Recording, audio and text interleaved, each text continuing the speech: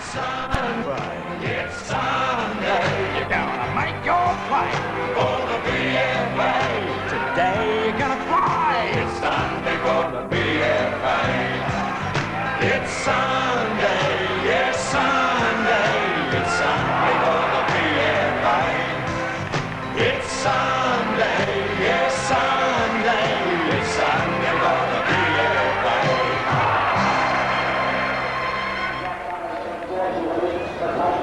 Well, a very good afternoon, everyone, and welcome to the Festival of Finals football being presented by the VFA and Channel 10 from the Junction Oval today. And there's been a tremendous amount of activity right throughout the morning here, commencing at 10 a.m. With the buskers, the bands and the ladies football, the seconds football. And at the moment we have the heats of the statewide sprint being run. But at this stage, let's introduce our co-commentators for today. And a welcome to former Richmond, Geelong, St Kilda, then Sandringham footballer in Rex Hunt.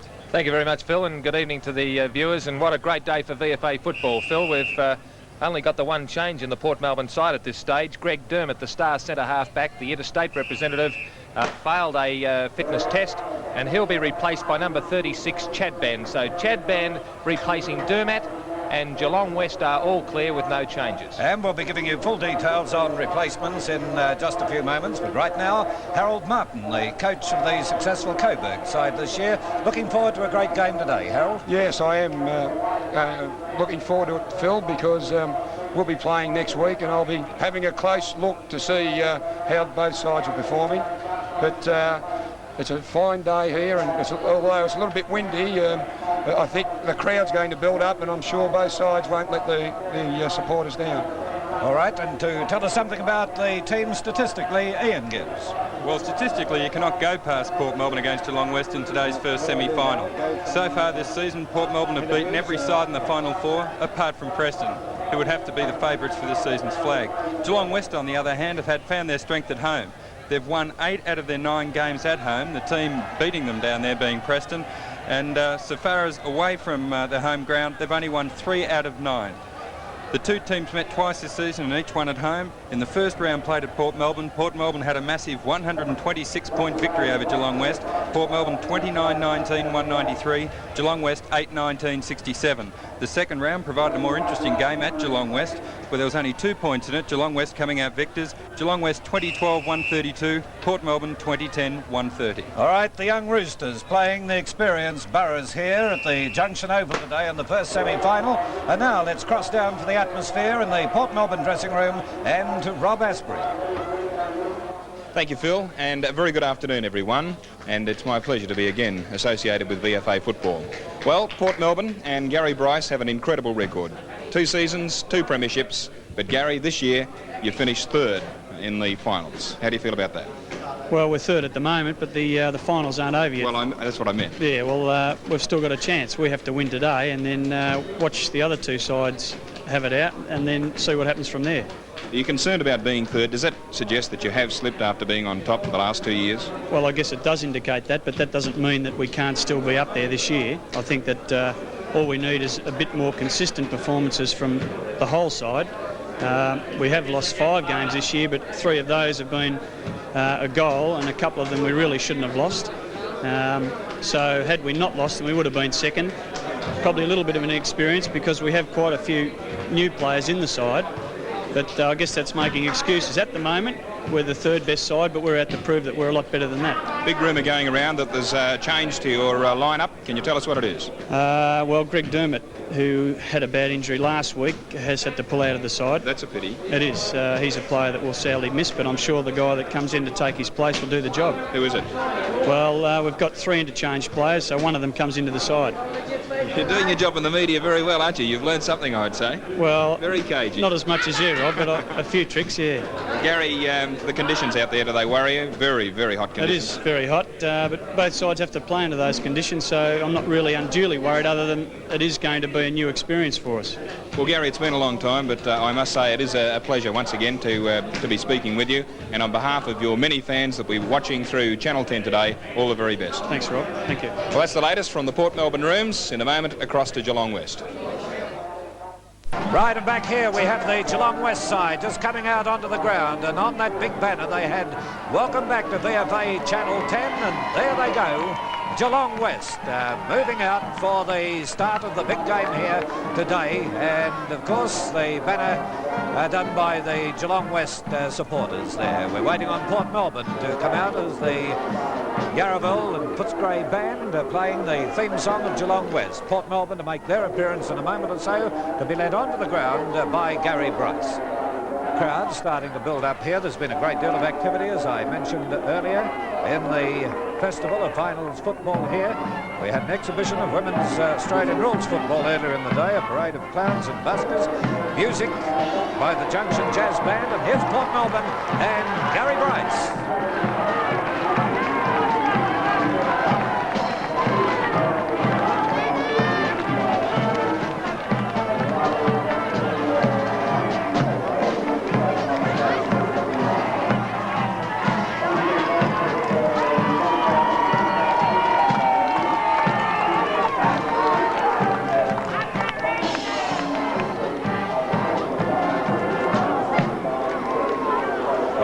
Rob Asprey earlier recorded this interview with Gary Bryce, the captain and coach of Port Melbourne. It would be fair to say that the big improvers this year have been Geelong West, and one man responsible for that improvement is the coach, Gary Hamer. Gary, it hasn't been easy getting there, though. It hasn't been easy, Rob. No, we've had a difficult year in many aspects. We started with only a limited number of players prior to Christmas last year, but many young fellows decided to give it a go at West this year, and their attitudes towards the training throughout the year has been fantastic, and really it's them themselves who have got themselves here today, and I just want them to go on with the job now. I don't have to tell you that it's very hard to win from fourth position.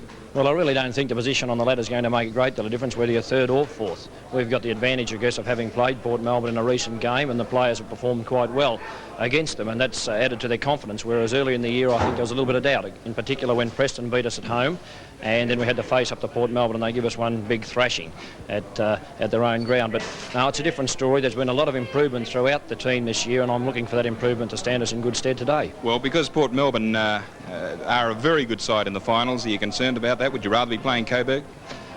Well, I'd like the opportunity to play Port Melbourne because it's the greatest test we could have at this stage.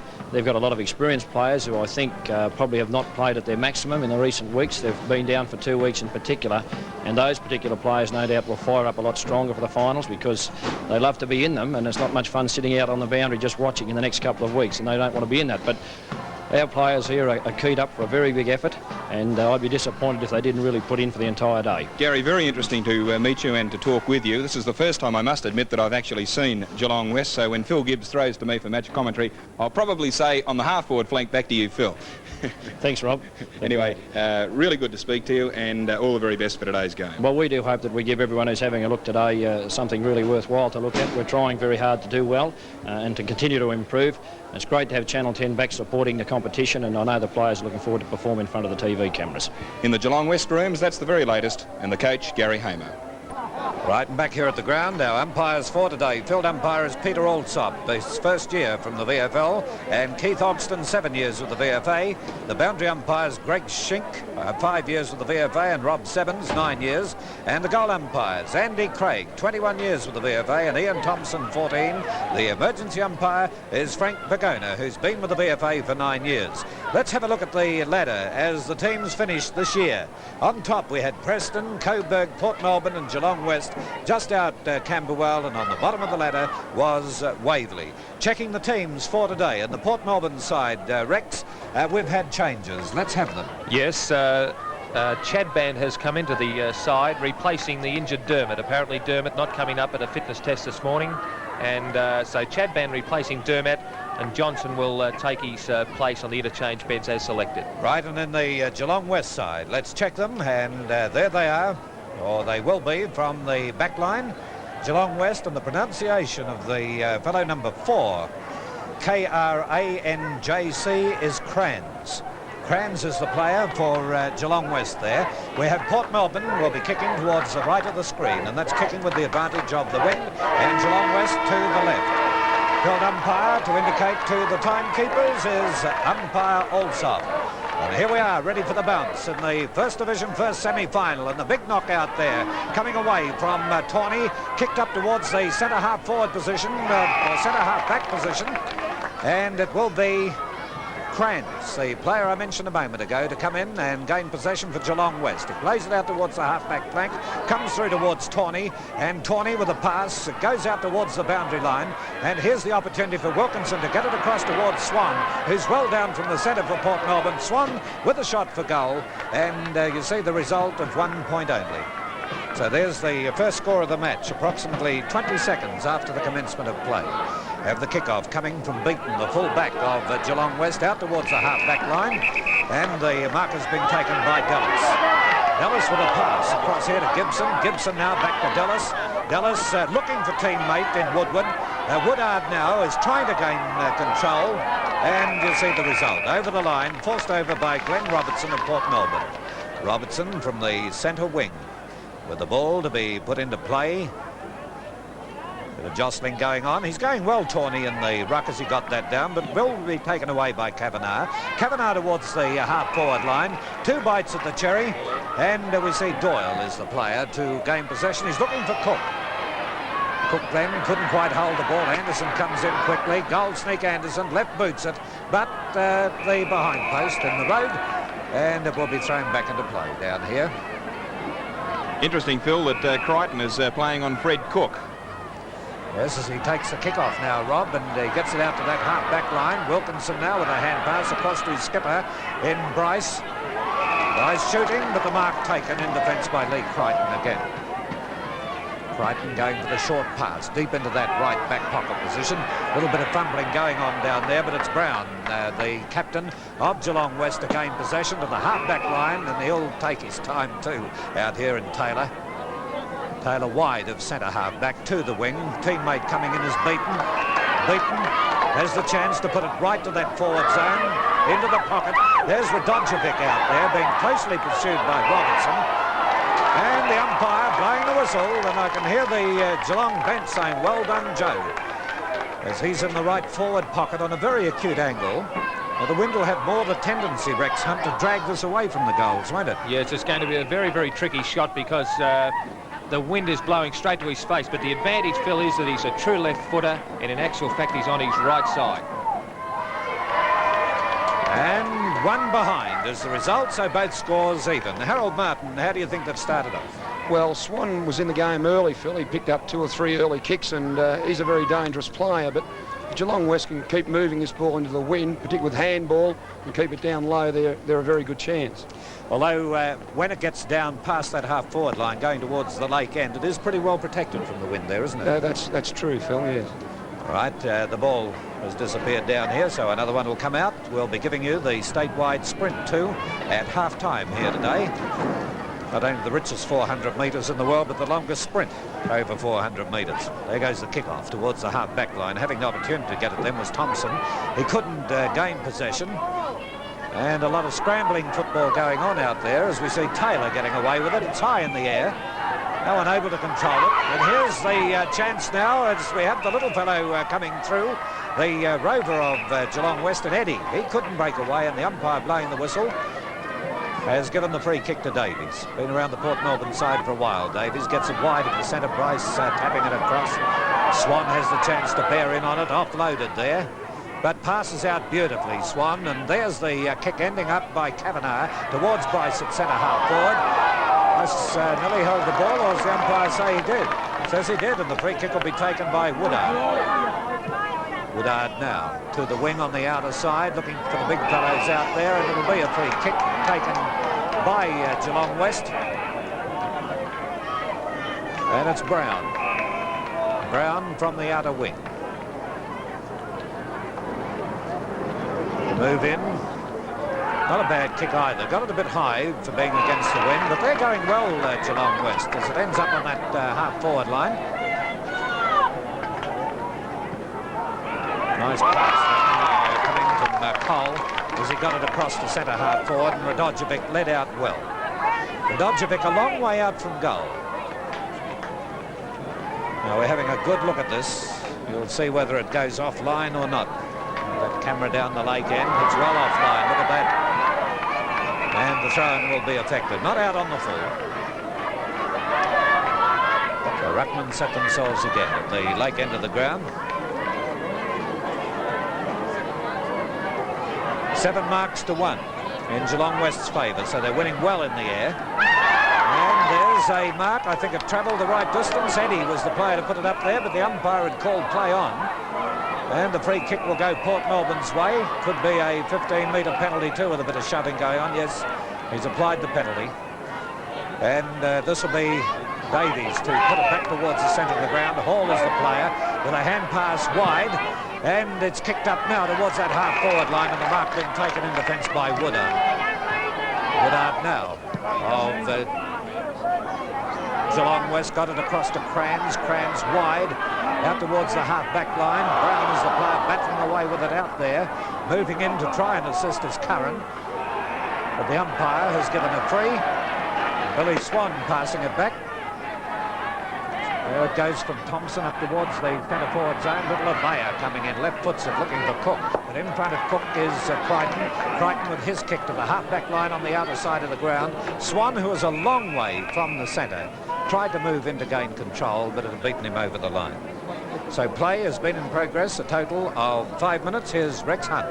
Right, it's going to be Hall versus Tawney at the throw-in, and Tawney getting to the front, but Hall from behind gets it down, looking for his team player there in Kavanagh. Kavanagh swings it around towards centre half forward, but chipping in nicely for Geelong West is Woodard, trying to make a pack. Finally, it's trying to be knocked on by the Geelong West players, and in actual fact, the free kick is coming out, and it looks like Cole. So he gets the ball towards the centre position. It's gone, in fact, right into the centre half-forward position. Here's Chadband leading in the race for the ball. He's smothered beautifully there by the Geelong West player in King. But finally, Chadband gets it nicely now across to Bradbury. And the left-footed full-back can get it into the centre of the ground looking for Billy Swan. Here's the Billy Swan, the star centre man, getting it down towards Doyle. And Doyle at centre half-forward has taken a nice mark. And around about 40 metres out, not much of an angle. And Doyle now has a chance to put the first goal on the board for Port Melbourne. Coming up to 7 minutes into this first term, and Doyle taking plenty of time. He's going to kick a drop punt, there's no doubt about that. And he's placed it onto his boot nicely, but the goal umpire's going too far across the mine, and that's a bad miss for Port Melbourne with the aid of this breeze. So they're now 2 behind 2 points, and Geelong West one behind 1 point. Crichton is the vice-captain of Geelong West, and he's going to favour the outer side of the ground and kick a torpedo punt, which is holding up in the wind. Perhaps at that stage a drop punt might have been better. Hall is in possession now and sees Wilkinson running around towards the centre half-forward position. He's kicking in towards Cook. Crichton got into Cook's back, but the ball went over the top of the pack and through for another behind. So plenty of chances to Port Melbourne being wasted, and looking at the windsock over there, there should be 4 or 5 goals in this breeze, and Geelong West now 1 behind 1 point, and Port Melbourne 3 points on the scoreboard. The ball comes out for Geelong West, is picked up by Crans. He's taken a bounce and can take another bounce. That's 3 bounces he's had now. Make that 4 bounces. 1 more makes 5. He's had 6 bounces and has gone from the half-back flank up towards the half-forward flank, looking for Radonjevic. But unfortunately for him, the ball's gone over the boundary line, and there's a little bit of a tussle back on play there, Phil. Have a look at this. This usually happens in a final, Rex. Usually happens before this, really. We're a total of 8 minutes into the game. Harold Martin, you can tell us about those things. I've changed since I played, Phil. I don't get involved in that sort of thing anymore. I don't know what he used to rough him up a bit early, Rex, didn't he? He sure did. It's King versus Chadband, and over the back was beaten, but the ball came down nicely in the area of Davies for Port Melbourne. He's put the pressure on by Taylor, but it finally comes out to... it looked like Kavanagh down there. Got it into the centre of the ground towards Curran. Curran towards Doyle again. If he's good enough, he can take 2 grabs, but he picks it up nicely. Shoots into towards Cook. Cook drops a mark that he should have taken, Freddie Cook. And the crowd love every minute of that. Their star full forward missing an easy mark, but Crichton's putting plenty of pressure on, and now Port Melbourne 4 behind 4 points to Geelong West 1 behind 1 point. Right, and here's Crichton taking the kick-off towards the half-back line. Gary Bryce going up in front, tried to take the mark. Also in there was Kavanagh, who couldn't get away. And this is the chance for Geelong West through Burnett. Burnett getting it across to Gibson. Gibson with a long kick down towards the centre forward zone. Bradbury came in on the ball, couldn't handle it at all. Radonjevic screws it around, and this is the big chance for Geelong West as the big fellow tried to get it over his head in King, but eventually it ends up with the player Robertson, the full-back, of Port Melbourne to Wilkinson, and Wilkinson coming around the boundary line to Kavanagh, and Kavanagh from the stand side of the ground towards the half-forward line. Player to take the mark here was Woodard. Woodard doing pretty well in defence as he gets his kick in now across the centre towards the half-forward line, and Geelong West doing it well with Beaton taking the mark at the centre half-forward zone. He's looking for Radojevic, who comes out, tries to get beside his opponent, but the mark has been taken by Robertson, the full-back of Port Melbourne. No, Bradbury it is. So Bradbury now with his kick towards that half-forward line comes through to Thompson. Thompson with a further hand pass. And this is Evans putting it into the hands of Abaya. Abaya now to look for Cook, keeps it low. But Crichton came in on the ball, very quick to recover after missing the mark. That should have been a free kick. It was definitely push in the back by Cook, who hand passes out to Abaya again. Will he try a pass or go for the kick? It's high in the air, won't get the direction at all. Good mark.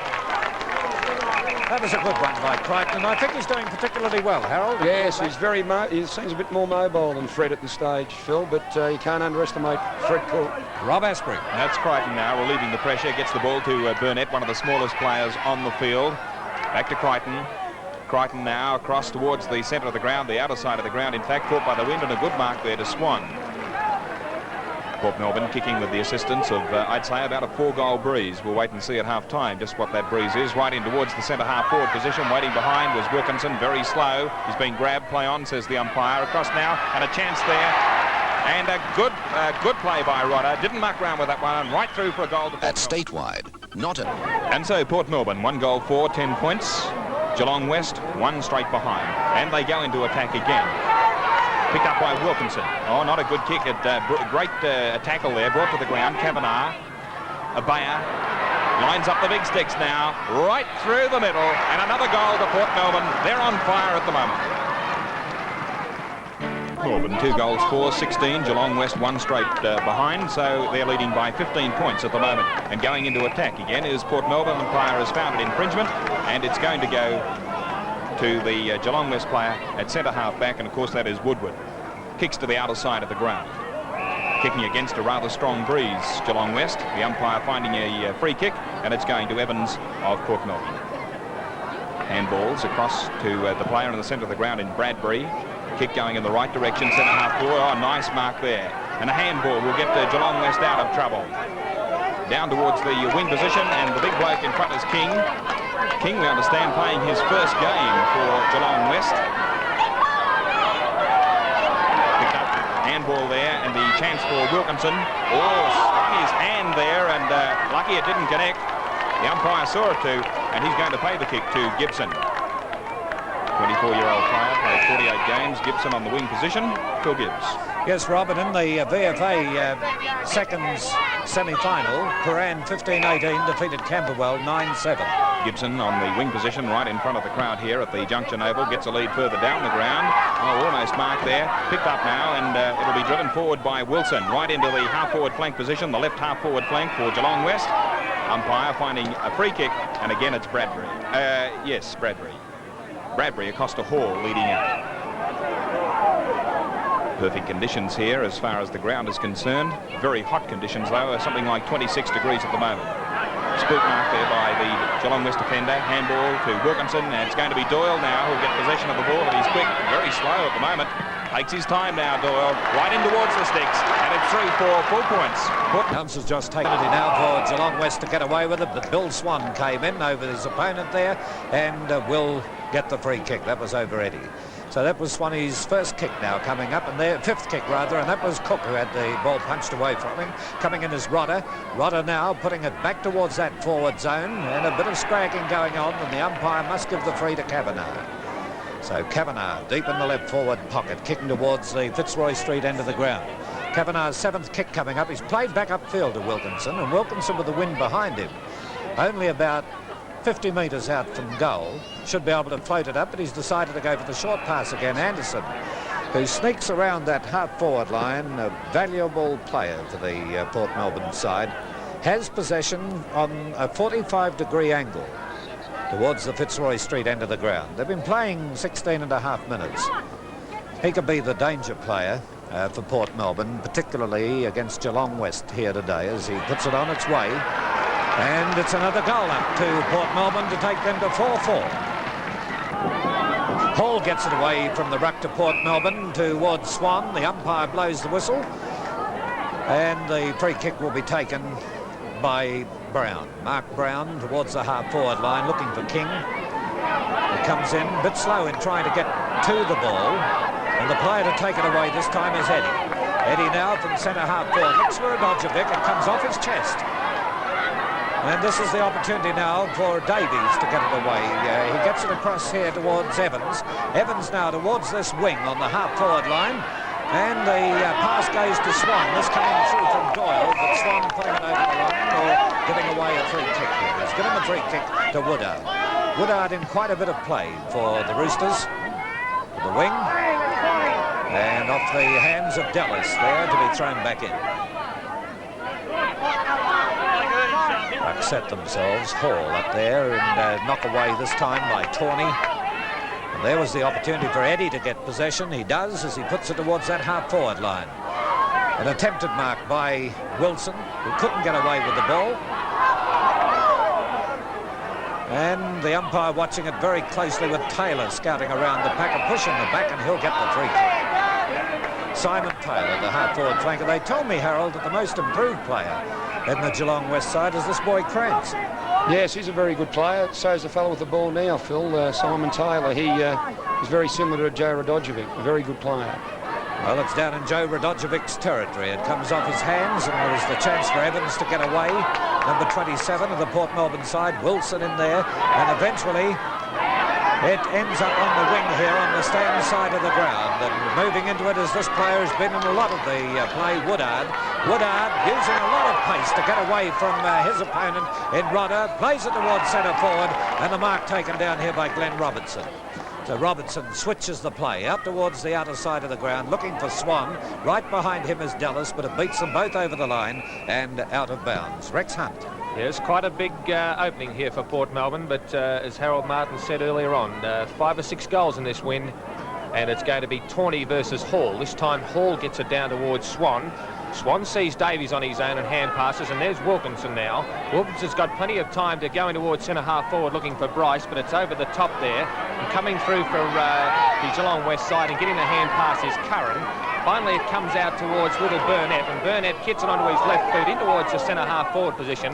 Up over the top there was Evans, but it came down nicely towards King. King puts it down onto the ground and goes into a left foot kick. It looks all right, but look at the wind take it there. Nearly a spectacular mark taken down there by Taylor. The ball's over the boundary line and out of bounds, and a throw-in will take place coming up to 20 minutes into this first term. 4 goals, 4-28 Port Melbourne to Geelong West, 1 behind 1 point. This time it's Hall versus King, and Hall once again gets it down, coming in nicely and picking up the ball there. Looks like Robertson. Glenn Robertson, the former Fitzroy and South Australian player, kicks a mammoth kick which will go over Crichton's head. Here's Cook on his own, but Cookie's going to fumble the ball. He's going to have time now to run around. There'll be no passes from Fred as he kicks it straight up into the air. It's gone in towards the full forward area, but over the boundary. I tell you what, there was no way Nanny was going to pass that, was it, Phil? Well, Gary Bryce was in perfect position to receive the pass, but there was no way. I noticed him telling it then too, as Crichton has played very well. His own, and Wilson's taken the mark for Geelong West. They're holding up pretty well against this wind, Geelong West. And they're defending pretty grandly, and this is one of the people that have done it pretty well, Wilson.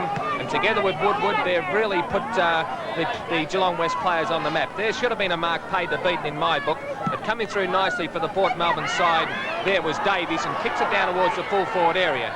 Here comes Kavanagh, but the ball is going to go over the boundary line and out of bounds, and there'll be another throw. Ian, Port Melbourne, to me, don't appear to be holding their marks. What's the situation? They have improved since the first half of the first quarter. 12 marks, Port Melbourne, 13 Geelong West. This time it's Cook versus Tawney, but Cook got it down, but there's a scrimmage of players. The umpire is Ogston, and he'll come in and bounce the ball in the true forward pocket position, with Port Melbourne kicking with a pretty decent sort of a north wind advantage. This time Tawney gets a tap out, but to no advantage. Kavanagh was the man that came in and gets a hand pass across to Doyle. Doyle fumbles, and coming in nicely for the Geelong West side is Dalhouse. Kicks it out of towards the direction of Krantz, and Krantz kicks it further afield and over the boundary line and out of bounds. Now the scores are reading: Geelong West 1-1, and Port Melbourne 4-5. Or is it one behind? They've got it up on the board as 1-1, but it's one behind. Geelong West, Port Melbourne 4-5. There's Glenn Evans moving in, getting it up towards the forward zone, but the goal umpire will indicate another behind to Port Melbourne. They move on to 4-6 as against Geelong West's one behind. Well, do you think Port Melbourne well enough ahead there, Harold Martin? No, I think they have to get a few more goals before quarter time, Phil. It's a very strong wind, and Geelong West are running the ball fairly well at this stage. Well, it's been pushed over the line again here on the kick-off from Crichton. And the big fellow going up in the ruck is Tawney. Taps it back over his head for the second time. Wilkinson moves in towards the forward line. Crichton waits for it. Bounces on his head after going through the hands. But the umpires, as it was already out on the full, so he'll get that free down there in the right back pocket at the Fitzroy Street end of the ground. Play has been in progress a total of 23 minutes into the first quarter. And here goes the kick to that half-back line. And staying there was Wilkinson with a hand pass across to Evans. Evans, Swan it is. Swan towards that centre-forward zone. And here's Cook coming out, tapping it away now from his opponent, going towards the boundary line with it, but gets it back in the direction of his teammate in Rodder, who can't break away, and eventually with Bryce coming in, it goes over the line and out.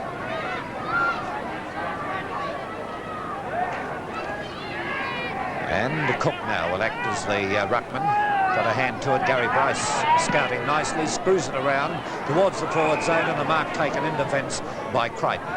Crichton towards the half-back line, looking for teammate Mark Brown and the skipper, but it's bounced over the line.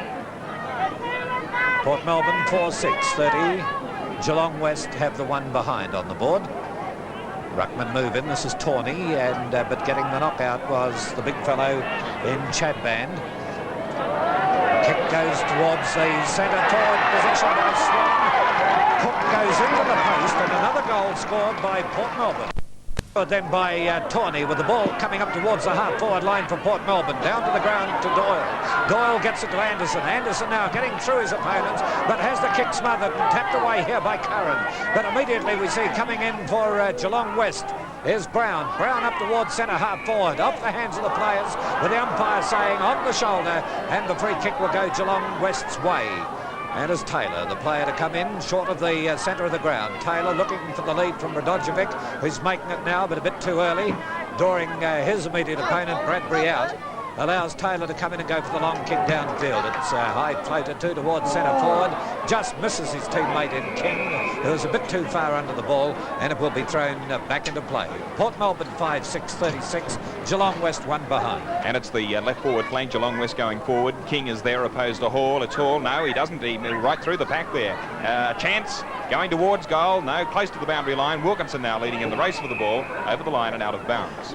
Port Melbourne 5 goals, 6-36. Geelong West just one solitary behind, but there is a very strong wind blowing here at the Junction Oval. Once again, it's Hall being opposed there by King. King it is who gets it down. Port Melbourne defending, kicks the ball high, a very strong breeze, sun in the eyes of the players there. No one gets the advantage of it.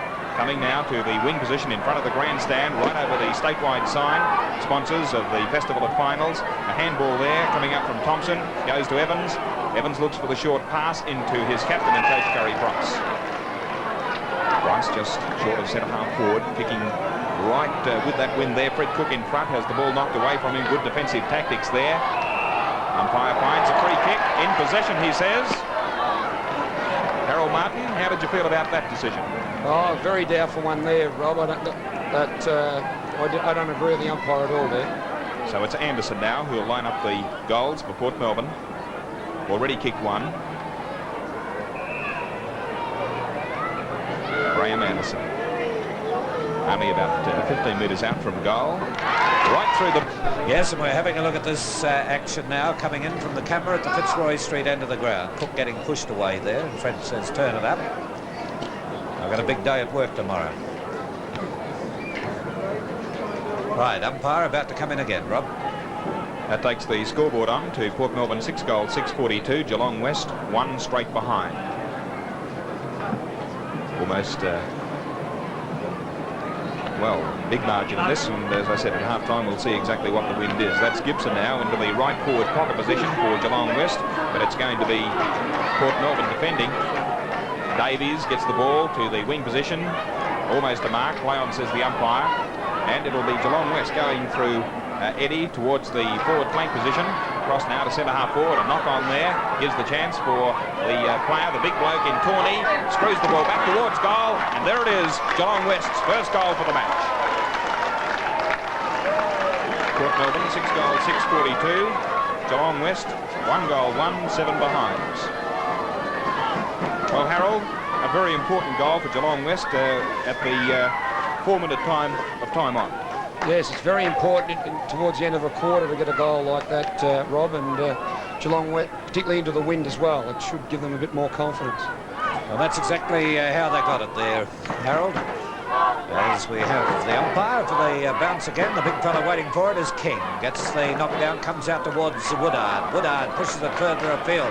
And here's the chance now for Gibson to move away with it. Same procedure as before, up towards that centre forward zone, but down to Bradbury. Bradbury with a hand pass. Comes across towards Robertson. Robertson of Port Melbourne. Out into open territory, went for the boundary line, was paid the penalty. Well, that was a kick under pressure that wasn't needed by the Port Melbourne side. There's a hand pass going across from Dallas. Dallas this time towards Curran. Curran coming in from the flank towards centre forward. The big fellow down there is King. Eludes him out towards the pocket position. Moving in after it was Brown. Mark Brown of the Geelong West side, but it's beaten them all over the line. Right, as it's about to come back into play, Rex Hunt. Hall versus Tawney at this stage. Tawney's done pretty well, but this time Hall gets it down. It's coming around towards a little bloke in Burnett. He snapped it in towards Radojevic, and his opponent in Bradby, but Bradby sees it through for another behind. So that will be 1 goal 3, is it, or 1 goal 2, 8 for Geelong West side. And they trail Port Melbourne 6-6-42. A left-footed Bradbury playing full-back on Radojevic. Puts a beautiful-looking torpedo punt kick that's going to travel right over the centre of the ground. Coming in towards the ball there for Geelong West was Scott, and he's gone through towards the centre. And finally, Gibson gets it up towards the centre half-forward position, and there's Mark Brown. Strong mark by the Geelong West skipper. And he's forward of centre half-forward, and I'd say he'd have a pretty decent sort of a chance of putting this one in from here. There's the siren for quarter time. And it's going to be a very, very important kick this for the Geelong West side, as their skipper comes in and kicks it well and kicks it straight, and that's the one that they wanted at this particular stage. So at quarter time, Port Melbourne 6 goals, 6:42. Geelong West are now 2 goals 2, and that will be 4:30. Well, the coach who'll be playing here next week will be Harold Martin's side, Coburg, and he's had a good look at these two teams. A very handy goal then, Harold. Yes, the last 2 goals there, Phil, I think might give Geelong West a bit of impetus to go on with it now, but Geelong West's desire early in the quarter was fairly good, just they were breaking down up on the forward line, but they break through late in the quarter there twice, and whether they can go on with it now, only time will tell, but Port Melbourne seem to have a height advantage all over the field, and whether after half-time that'll tell, well, you know, we'll find out. But in the centre bounces, Brett Tawney's been doing very well, and that's a problem area for Port Melbourne without Stretch Anderson. They're trying Peter Hall there today, so if they can exploit that, they're going to be well in the game. Righto, Harold. Now Rex Hunt. Yes, well, the game's evenly poised, although on the scoreboard it doesn't look that way, but Geelong West have put a big effort into defending in this particular quarter, and let's hope they don't forget that they really have to attack at this stage. Their defence led by Woodward really stood up very, very well, and it's a very important quarter coming up for Geelong West and Gary Hayman. Ian, how do we see it statistically? Well, it was a pretty good start by Port Melbourne. Their kick getters include Kavanagh with 7 kicks, Abaya 4, Swan dominating the centre with 7 kicks, Doyle 5, and Wilkinson a total of 10 possessions, including 5 kicks and 5 hand passes. For Geelong West, Crichton playing well at full-back with 5, Woodard 5, Brown the captain playing well with 6, and Gibson with 6. Goal kickers for Port Melbourne, 2 to Anderson, 1 each to Rodder, Ibea, Doyle and Swan, and for Geelong West, 1 each to Tawney and Brown. And so it is. At quarter time here at the Junction Oval, we have Port Melbourne 6 goals 6, a total of 42, leading Geelong West 2-2-14. At the Junction Oval, there you have the scores. Port Melbourne 6-6-42, Geelong West 2-2, a total of 14. And let's have a look at these statistics now. Well, you can see how Port Melbourne are dominating. They've had a total of 86 possessions compared to Geelong West 61. Kicks 57 to 50. Marks pretty even in the air. Port Melbourne 13, Geelong West 15. And free kicks, Geelong West in front in that department with 10, Port Melbourne only 8. But handball is where Port Melbourne are dominating. They've had a total of 29 hand passes to Geelong West 12. Looking at those statistics, how do you see it, Harold Martin? Well, Port have been winning in the centre bounce as well, Phil, and I think that's where you get this. If you get out of the centre where you're getting first use of the ball, I think that's where they're getting the better stats at this stage. We're just waiting on the umpires, and there goes the siren. We're ready to get underway for the second term.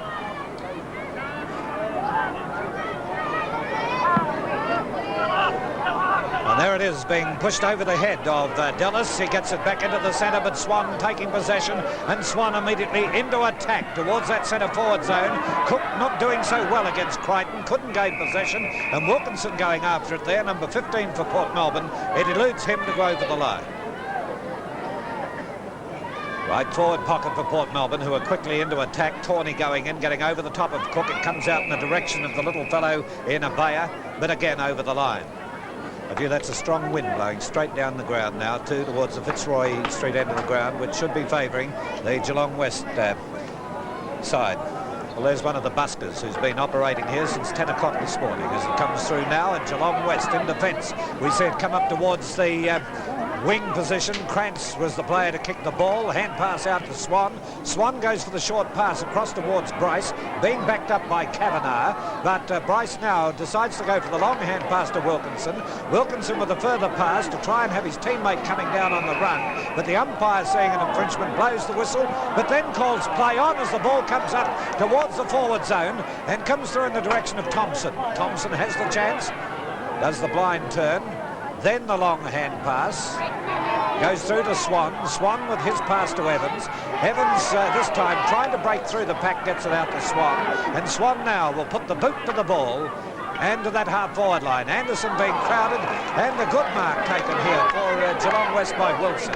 Wilson now running right up to the centre with a floater towards Radojevic. He's got the ball in front of him, Dodger, but it comes back towards Burnett. Burnett couldn't control it, and there's Bradbury. I've always said he's a pretty reliable player, this fellow, as it comes through to Evans. Evans now the hand pass to the big fellow in Chad Band.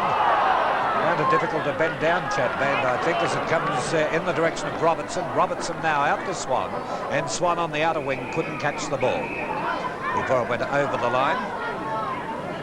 Port Melbourne 6-6 and Geelong West 2-2. I think we'll probably see a change with the interchange player Todd coming on for Geelong West fairly soon too.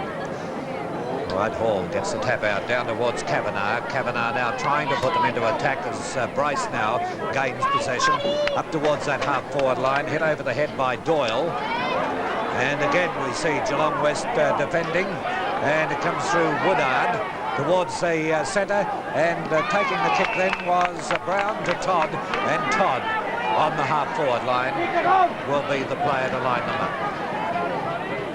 Chad Band was the big fellow of Port Melbourne on the mark, coming to the shot in a moment as the ball goes on its way here, and it's through for another goal to Geelong West. They move on to 3-2 as against At stake.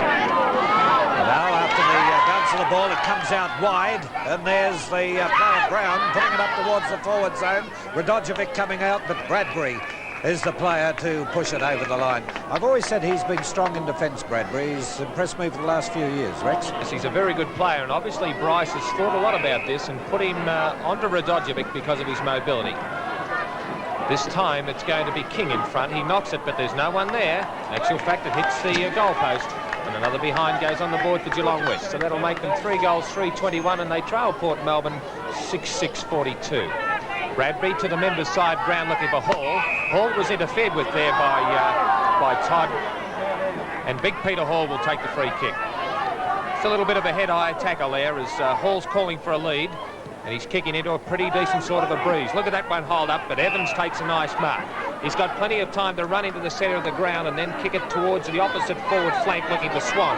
But coming out nicely for Geelong West is Gibson. Gibson's got plenty of time, although Wilkinson was right on his hammer. Here's the captain courageous, Ricky Brown's brother, Mark Brown, in towards full forward, looking for down there it should be Taylor. And Taylor's taken the mark, or has he? No, he's given it the other way. It's going to be going to Mick Thompson. Rugged Mick, the Port Melbourne flyer at the true fullback position, taking the mark off the top of the pack, and he's going to go to the outer side of the ground and kick it very, very poorly at this stage. From behind, I thought there was a Geelong West mark, but umpire Tawney said no to the boundary umpire and throw it in. 5 minutes gone into this second quarter, and Port Melbourne 6-6-42, lead Geelong West 3-3-21. Well, now we have it coming back in once again, and getting the knockdown was Wilson. The players moving around the pack. Chad Band, he's very slow, Chad Band, and the umpire has to give the free kick against him. It'll go Geelong West's way. Burnett will be the player to take it. And Burnett's put it back. It's Todd. Burnett passed it back to Todd, and Todd now from about 30 metres out on a slight angle puts it on its way. It's offline, and one behind is the result to take Geelong West on the 3 goals 4, Port Melbourne on 6 goals 6. Bradbury will be the Port Melbourne player to take the kick-off at the 6-minute mark into the second quarter. And certainly Port Melbourne are not having it all their own way, and contrary to the report in the press last night of 500 to 1, there's certainly not those odds, as we have Davies put it out to the wing, and it was Wilkinson going in to try and gain possession before it went over the line. The crowd still being entertained by these buskers down here and entertained by the football out in the field. As it comes back in, Hall up in the ruck with his immediate opponent in Tawney. Comes out towards Billy Swan, who couldn't break away. Swan, who polled so well in the Liston Trophy voting, being up at the top in a triple dead heat. Cole is the player of Geelong West. Right foots it towards that centre forward zone. Bradbury in front failed to take the mark. Davies backing up, but it comes through here in the direction of Chad Band, back into the middle of the pack, and the umpire will be forced to come in and ball it up. Phil, we have a score coming through from Toorak Park, the second division second semi-final, and Northcote lead by 7 goals. Kicking with the win, Northcote 9 goals 5 to Oakley 2 goals 1. Right, Rob, and down into the middle of the pack. Rodder tried to get out, but Wilkinson gets it. He passes it across to Robertson, and Robertson going right upfield now, using quite a bit of pace here. Gets the right foot kick in, swings it out towards Bryce. Bryce cleverly tapped it back over his head towards Anderson. He sighted Anderson coming through there. As he now, with a bit of pace, sends it up towards that half-forward line, but Bryce was the player who went up. Kranz is the player coming in to gain possession. The umpire called play on again as Bryce now, with his third attempt at the ball, gets it up towards Cook, who taps it straight down into the hands of Taylor, who couldn't get away, and eventually we see Geelong West clearing right around the half-back line on the stand side of the ground. And a good play then by Nigel Cole, as Cole sends it to Radojevic, and Radojevic coming in pulls in the mark about 30 metres out from goal right in front. Well, they're applying good pressure here, Geelong West. Radojevic moving out from goal on a lot of occasions, allowing players to drop in behind. The player to drop in then was King, but he's being closely watched by Chad Band. Now Radojevic guides it on its way. It's going to be close, this one, but it'll be through, and Geelong West for Port Melbourne will pick up who's come on. And here's Swan now gaining possession. Port Melbourne need a goal at this stage to steady it down. Cook moving out, being closely attended by Crichton, but he's given Crichton the shove, and the free kick will go against Cook. He's not having a good day for a full forward, Rex. No, he's not, and it's obvious if this game is going to go either way, it's either Radojevic or Cook who's have to take over the game.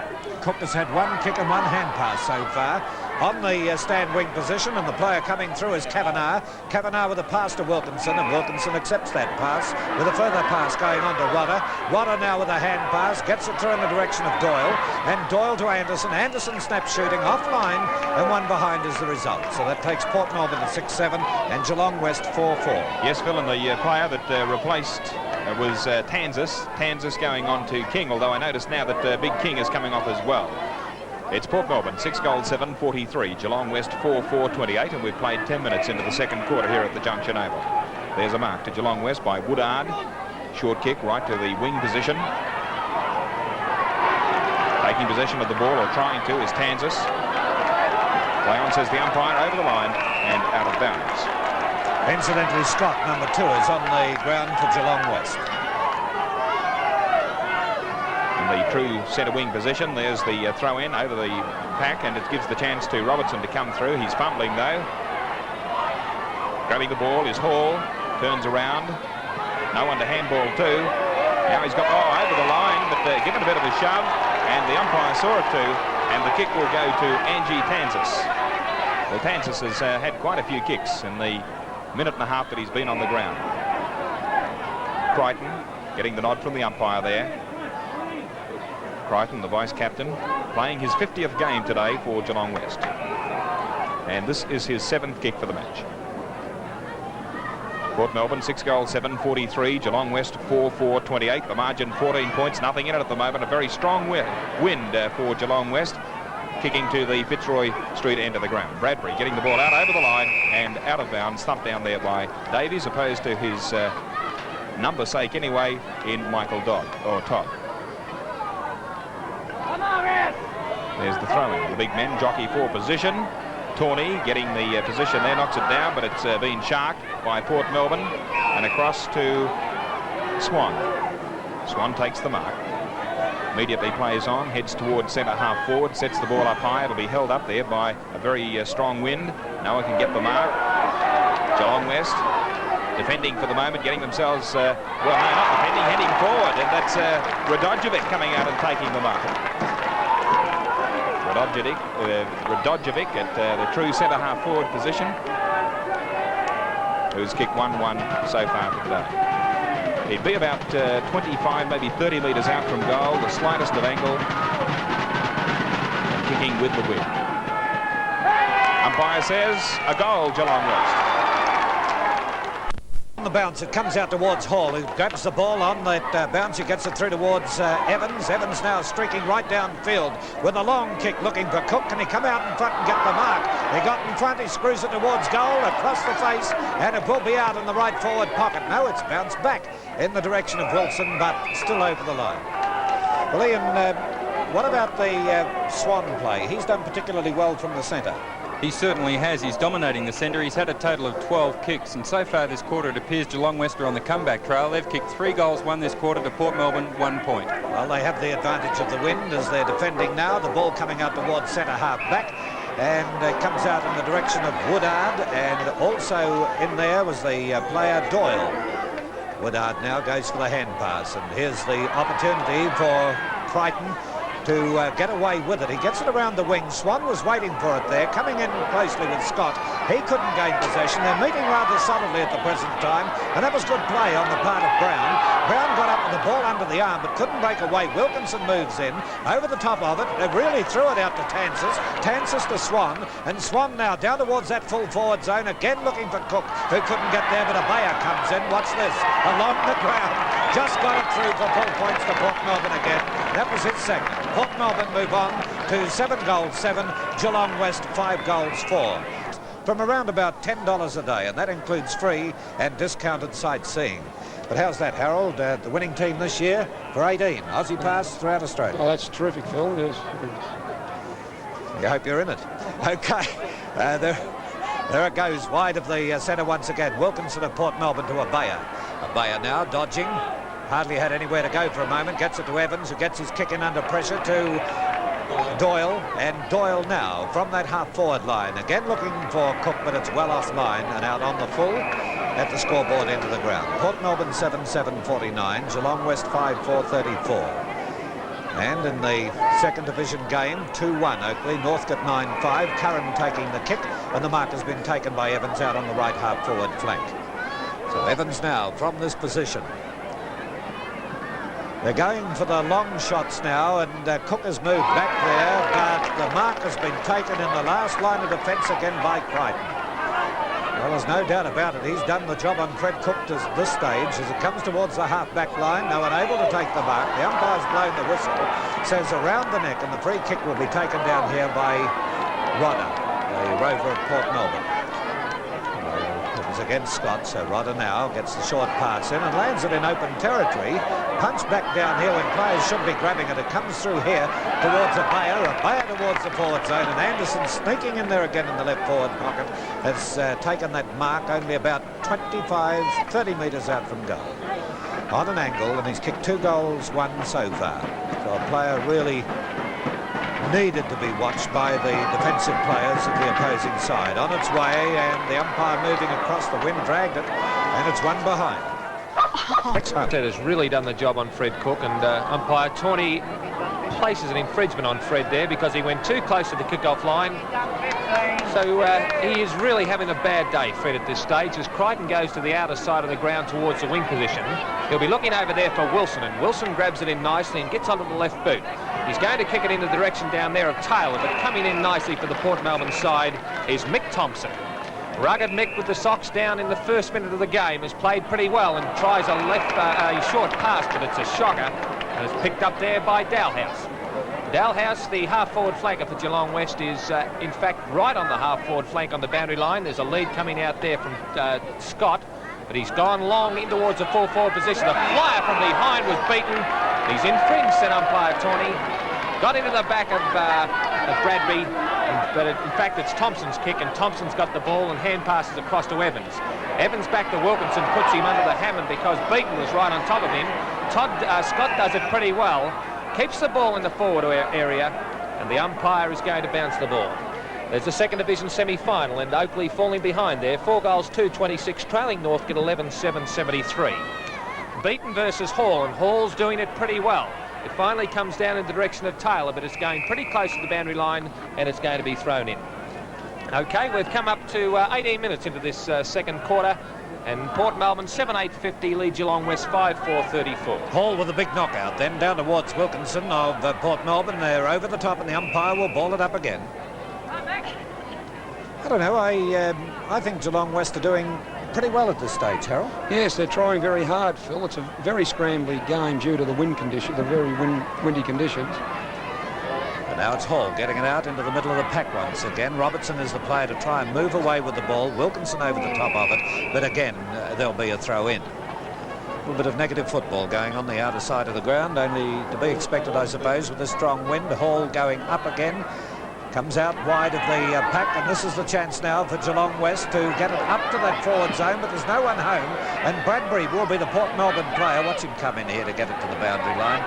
It's Radojevic with him, but Bradbury, an excellent defensive player for Port Melbourne, left foots it towards the wing, and the little fellow comes in, Connor, and the umpire has given a free kick. Did you see it that way, Harold Martin? No, I didn't see it that way at all. I thought, he went for the ball fairly there, Phil. Rodder now towards the half-forward line. Punch back in the direction of Cole. Cole is the player who went down to the ground. The umpire says a free, and it will be taken as against Cole for throwing the ball, and the free kick will be taken by a Bayer. Bayer on the centre wing. Stand side of the ground. 7-8 Port Melbourne. Geelong West 5-4. Kick towards that centre half-forward zone. A stack of players go up. Swan have drifted down from the centre. Gets the pass into Rodder. Rodder dodging. Under pressure. Passes back. It goes into the hands of Tawney. But in the meantime, the umpire's been blowing the whistle, and the free kick Geelong West's way again. Curran is the player to defend. He gets it short of the centre. Todd was to come in, but it goes through in the direction of Robertson. Robertson to Evans. Evans now back in towards the centre of the ground. Robertson to a Bayer being tackled. The ball goes up to Bryce. Bryce taps it further afield. So also does Doyle. Doyle now towards that centre forward zone. But again, Curran gets it across in the direction of Cole. Cole high in the air towards that centre wing. And the umpire down there is blowing the whistle, and there will be a free kick to Dallas. Dallas now waiting for that ball. Moves down towards the half-back line. Looks more like a soccer player back on. Here's a replay of it. You'll see it all happening again. As it goes over. Dalhouse now towards the right half-forward flank. Through the pack, the umpire getting a little bit technical at the moment, I feel, Harold. Yes, I better be careful what I say about the umpires, Phil, because we might have him next week. But You might have to say, I don't think you'll have to say once, will you? we had that particular umpire last week. Well, be careful. Anderson now took that pass from Hall just short of the centre of the ground. So Anderson was all over the field, playing an excellent game. His 7th kick coming in towards the half-forward line. Rides high for it, tapped wide of the pack, and the little fellow is Wadder. Fair-headed player of Port Melbourne, still pursuing the ball, but it's forced over the line for the throw-in. Scores reading, Port Melbourne 7-8, 50, Geelong West 5-4, 34. Rob Asprey. 21 minutes into the second quarter, and it's Anderson who takes the ball from the pack, kicks it high to the left forward proper position, and it's Geelong West coming out defending through Crichton. This is his 10th kick. Crichton back towards the wing position. Tawney's there. Oh, edges out his player. Play on, says the umpire. But he's found a kick now. An infringement there right over the top of the Port Melbourne player. And he'll take the free kick. Angie Tantis. He's done well since he's come on. Back towards the left forward flank position for Port Melbourne. Kicking to the leg side of the ground. A Bayer, a short pass into Fred Cook all by himself. And he'll make no mistake about this one. Under pressure. That's his first goal for the match. Another for Port Melbourne. Goals, Port Melbourne 8 goals, 8.56, Geelong West 5 for 34, and we've played about 2 minutes short of time on. The ball on the outer, back into the centre of the position now. Robertson, he's been in a lot of things since the start of this quarter. Hall now taking the ball down towards centre half forward. Bit of a push and a shove there. The umpire didn't see it. Taking the ball coming out now is Woodard. The umpire finds a kick, and it's going to be taken by Crans. Gibson, the umpire says, gets it across to, no, this is Gibson here. Thank you, Harold Martin. Stick to your coaching. So the ball now is with Swan, across towards centre half forward. Knocked on there by the big man in Tawney. Gets it across to Anderson, takes possession of it, kicks it in towards Fred Cook, makes good position. Fred Cook under a lot of pressure there, immediately handballs across to Doyle, and that's another goal, and very unselfish play by Fred Cook. At stake 9-8-62, Geelong West 5-4-34. Swan driving Port Melbourne forward again. Can they go from here over the top of the pack and through for a behind? We've played now 24 minutes into the second quarter. Here at the Junction Oval, Geelong West kicking to the Fitzroy Street end of the ground. They elect to direct play to the grandstand side. Bump to the ground, Robertson coming through. It's Rodder now with the ball, and Bayer picks it up now, kicks it back towards goal, across the face of goal. Fred Cook makes position through his hands. Bryce is there, he crashes into Cook. Play on, says the umpire. No, he says, you dropped it. So it's Crichton now who handballs to his teammate, and it'll be Geelong West getting out of trouble for the moment. In towards the centre of the ground, but not for too long, spoken too soon, because it's Thompson, a very attacking backman, who'll handball across to Anderson. Game of handball at the moment.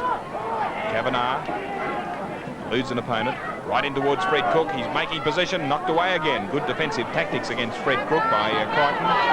Taken there by Cole. Cole coming right out in front of our broadcast box, or almost a mark, but the umpire saw an infringement, and it will be paid to Robertson. And Robertson on the true wing position. Just moving into time on now. Port Melbourne 9-9-63, Geelong West 5-4-34, and quite a good game, despite the difference in scores. Woodard for Geelong West gets a lead, and the mark taken by Gibson. Played 48 games for Geelong West, kicks the ball high. Into the scoring zone, a chance for a Dodjevic all by himself. Can he beat the ball? It's a goal! What a sensational goal there. Well, what did you think about that one, Harold? It was an amazing goal there, Rob. Very rarely you see a ball bounce as far as that. I think Geelong West will be pretty pleased with it. Let's have a look at it again, Harold. That's Gibson taking the ball. And a beautiful shot there from our camera behind the goal. The players anticipating that, but not anticipating well. And for Gibson, a great goal, and a great goal to Geelong West. That takes the...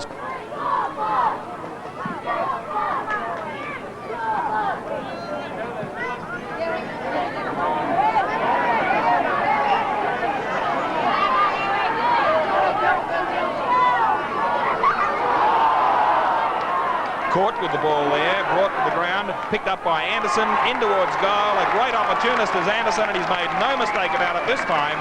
And another goal to Anderson and Port Melbourne. Well, gee, a series of mistakes there that wouldn't be too popular with the coach. No, there's no doubt about that, Rob. And Anderson is a real opportunist. He's kicked his third goal, and 2 of them have come from the mistakes by the Geelong West players. How do you counteract a play like that? Well, you have to tag him, Phil, but I noticed Gibson seems to be tagging Swan in the centre. I thought Neil Gibson might have tagged Anderson. Right, on the bounce, it's knocked down to the ground once again, and Swan has the chance to come in, but the player moving up there was Todd of Geelong West. Umpire says it will be a ball out. Swan dragging himself up off the ground. Triple dead heat in the JJ Liston with Swan figuring on 20 points. Comes wide of the pack. Comes through in the direction of Brown, who couldn't break away with it, and the umpire will ball it up once again. Umpire also. The other umpire we have today is umpire Keith Ogston. Into the pack again, tapped out towards Gibson. Gibson has the chance now to put it right up forward. Radojevic moves out, and he was left unattended. Bradbury was waiting for his player up in front of him to move into that, and that allowed Radojevic to move out to take a good mark. Now, Radojevic is right at the true centre-half forward position, kicking with the wind behind him towards the Fitzroy Street end of the ground. He's kicked 2 so far. It's offline, this one. And it'll be the minor score of 1 behind going on the board. Takes them to 6-5. 41 to Port Melbourne's 10-9, a total of 69, as we're coming up to the 30-minute mark. Short pass from the full-back. And coming in to take it was Evans, the kick-off taken by Tansis then. It comes around the wing, off the hands of the players here towards the boundary line, with Todd, the player, putting it over the line eventually. Don't forget we have the statewide sprint at half-time. Norman Yem won his heat, so he'll be participating in that. There's Hall knocking it back over his head, looking for Wilkinson, who is ruck-roving, and Wilkinson now left foots it up towards the half-forward line, looking for Rodder. Oh, nice mark as the ball was moving past him by Cole. K-O-L, Cole. Towards the half-forward line. Davies was the player, and Wilkinson. Wilkinson takes the mark, brought down to the ground. I don't think a 15-metre penalty should have been applied there, but we have the second division semi-final with Northcote getting well away. 13-10, half-time it is. Oakley 7-4. Wilkinson now upfield, gets ready with the kick up towards that half-forward line. A floater comes off Hall's hands, who pushes it down towards Rodder. Rodder scoops it back, hoping his teammate backing up there, Kavanagh, can get away with it. He does exactly that, and Kavanagh from the left half-forward flank, left foot towards Fred Cook. Cook then taps it back towards Anderson. Anderson on the part of Cook. Anderson puts it through to his 4th then, right on the siren for the half-time interval.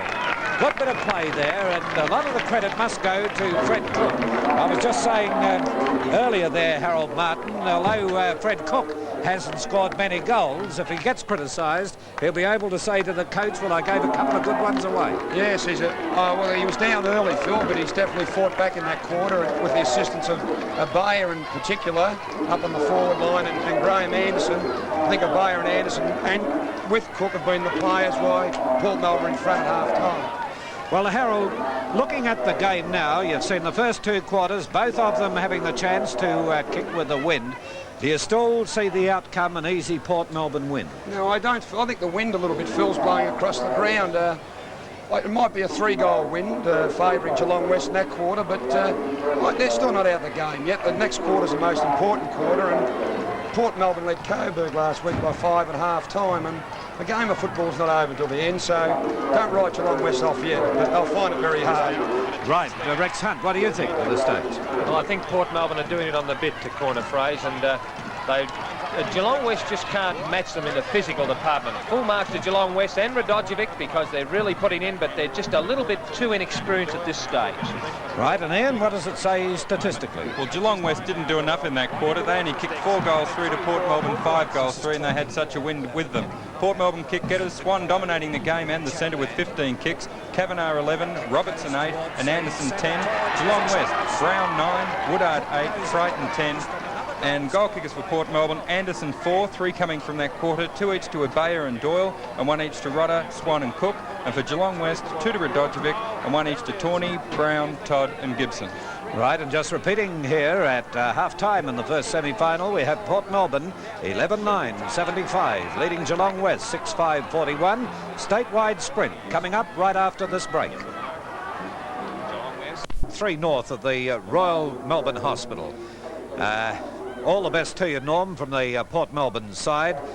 Norm, of course, has been pretty ill over the last few years, and his name is synonymous with the Port Melbourne team. Tiger DeLang and Darky and the rest of them hope you're back for the next game if Port Melbourne are able to participate after today.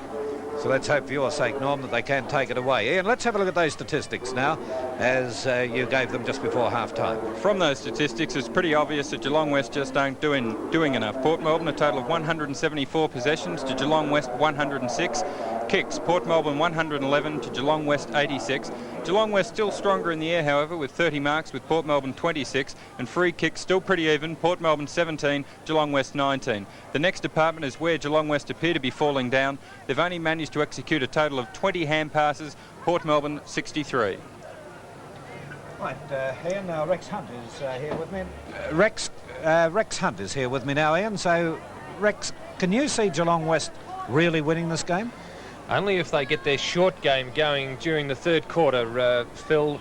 As we know, Port Melbourne are a long-kicking side, and I just can't see Crichton holding Cook for the entire 120 minutes of the game. I think Cook has got to really break loose very shortly, but if they can keep the ball short into the wind and sneak a couple of goals, perhaps they might be okay. You saw signs of that in the last 10 minutes of that second quarter. Cook was starting to move around a lot more and getting away a bit from Crichton. Yes, he was getting away. Crichton was wearing him like a second skin in the first quarter and a half, but as the Port Melbourne game got together, they really started to look for Cookie. Right, Gary Bryce leading Port Melbourne out onto the ground now, and we're just waiting on Geelong West to make their appearance. Umpires have been in both dressing rooms, and Geelong West will be out any tick of the clock. We're being entertained by the Footscray and Yarraville band down there in front, and they'll be entertaining too this year, right throughout the morning of the Melbourne Cup. Of course, Channel 10 will be there with exclusive rights again for the live telecast. We remind you also that the team winning the premiership this year, there'll be 18 Aussie passes, which will let the team travel anywhere throughout Australia. An Aussie pass lets you travel on any Ansett Pioneer Express coach on any express route throughout Australia, and that means just about anywhere in Australia. And if you want a brochure on it, the telephone number is 342-1017. Even the Dogs are here in this Festival of Finals football at the Junction Oval today. And right at this stage, we'll take a break. Right, and back here, there we have the half-time scores. Port Melbourne, 11-9-75. They're the progressive scores, of course. 75 leading Geelong West 6-5-41. And we have the second division, second semi going on at Toorak Park at the present time, and their scores: Northcote 15-10-100, well ahead of Oakley 9-5-59. And Rex, that's quite a surprise to see those scores coming up, because Oakley have performed so very well. Well, they've taken all before them during the year and only lost the one home and away game, but Northcote very, very keen to do well, and obviously putting full advantage with that very strong breeze in the second quarter. Well, now, Geelong West are a much smaller side than the Port Melbourne side, and we're just having a discussion when we're off air here that maybe Geelong West should be bringing their handball into play a lot more than they have. But statistics don't show that they are winning in that department here. Port Melbourne are way out in front in that department. They've had 63 hand passes, Geelong West only 20. All right, and we have the umpires now just looking around, waiting for the OK from the respective captains. And then we'll get underway. In this quarter, Port Melbourne will be kicking towards the right of the screen. That's with the advantage of the wind. And the Geelong West towards the lake end. Umpire signals to the timekeepers. And the big fellow moving in is Tawney, but Hall is there as well. Tawney gets it back over his head. Wilkinson now is the player for Port Melbourne, gaining possession. Under pressure, kicks the ball out here towards the half-forward line, and trying to take the mark is Doyle. There's a punch-up downfield. That's at the centre half-back position. Well, you wouldn't call it a punch-up. I saw better with Lionel Rose and Alan Rudkin a few years ago, but a little bit of jostling going on This is how it started. Crichton straight into it there. Looks as though he's taken Robertson out for the night. Bang, that was a punch-up. As we have the ball now down in the right forward pocket, coming around here is Beaton. Beaton puts it into the hands of his teammate in Woodard, and Woodard now is the player to move it away for the Roosters. Woodard looking for the centre position, comes down towards Swan. He couldn't break away after it came off the hands of Taylor, back into the centre, and this is Robertson coming up from the centre now towards Cook. Cook falling back, will do the shepherding, and there it goes through for full points to Port Melbourne. They move on to 12 goals 9, and Geelong West to 6 goals 5. We'll see a replay of this one, and they did it well. We'll be looking at them coming downfield, and you'll see the way that Cook throws the arms out and lets the ball go through for full points. So that's the third one. If Cook can't claim goals off his own boot, I think he's got 2 so far, he can say he's got 5, the way he's handled it.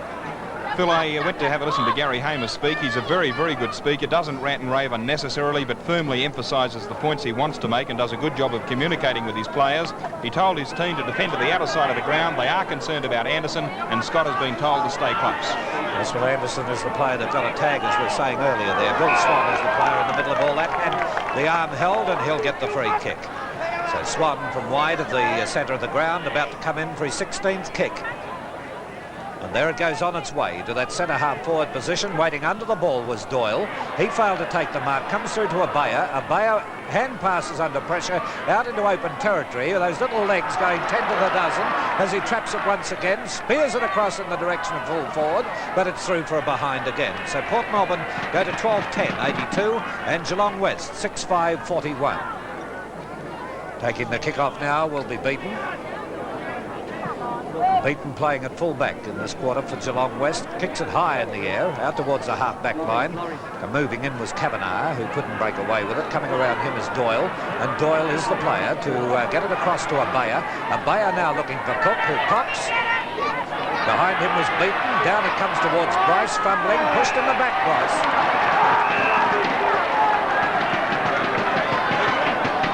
Well, I thought he was a bit fortunate there, Rex. Well, let me just say this. I thought the decision was very ordinary indeed. That's all I'm prepared to say. That if the player is not in possession, I don't know what.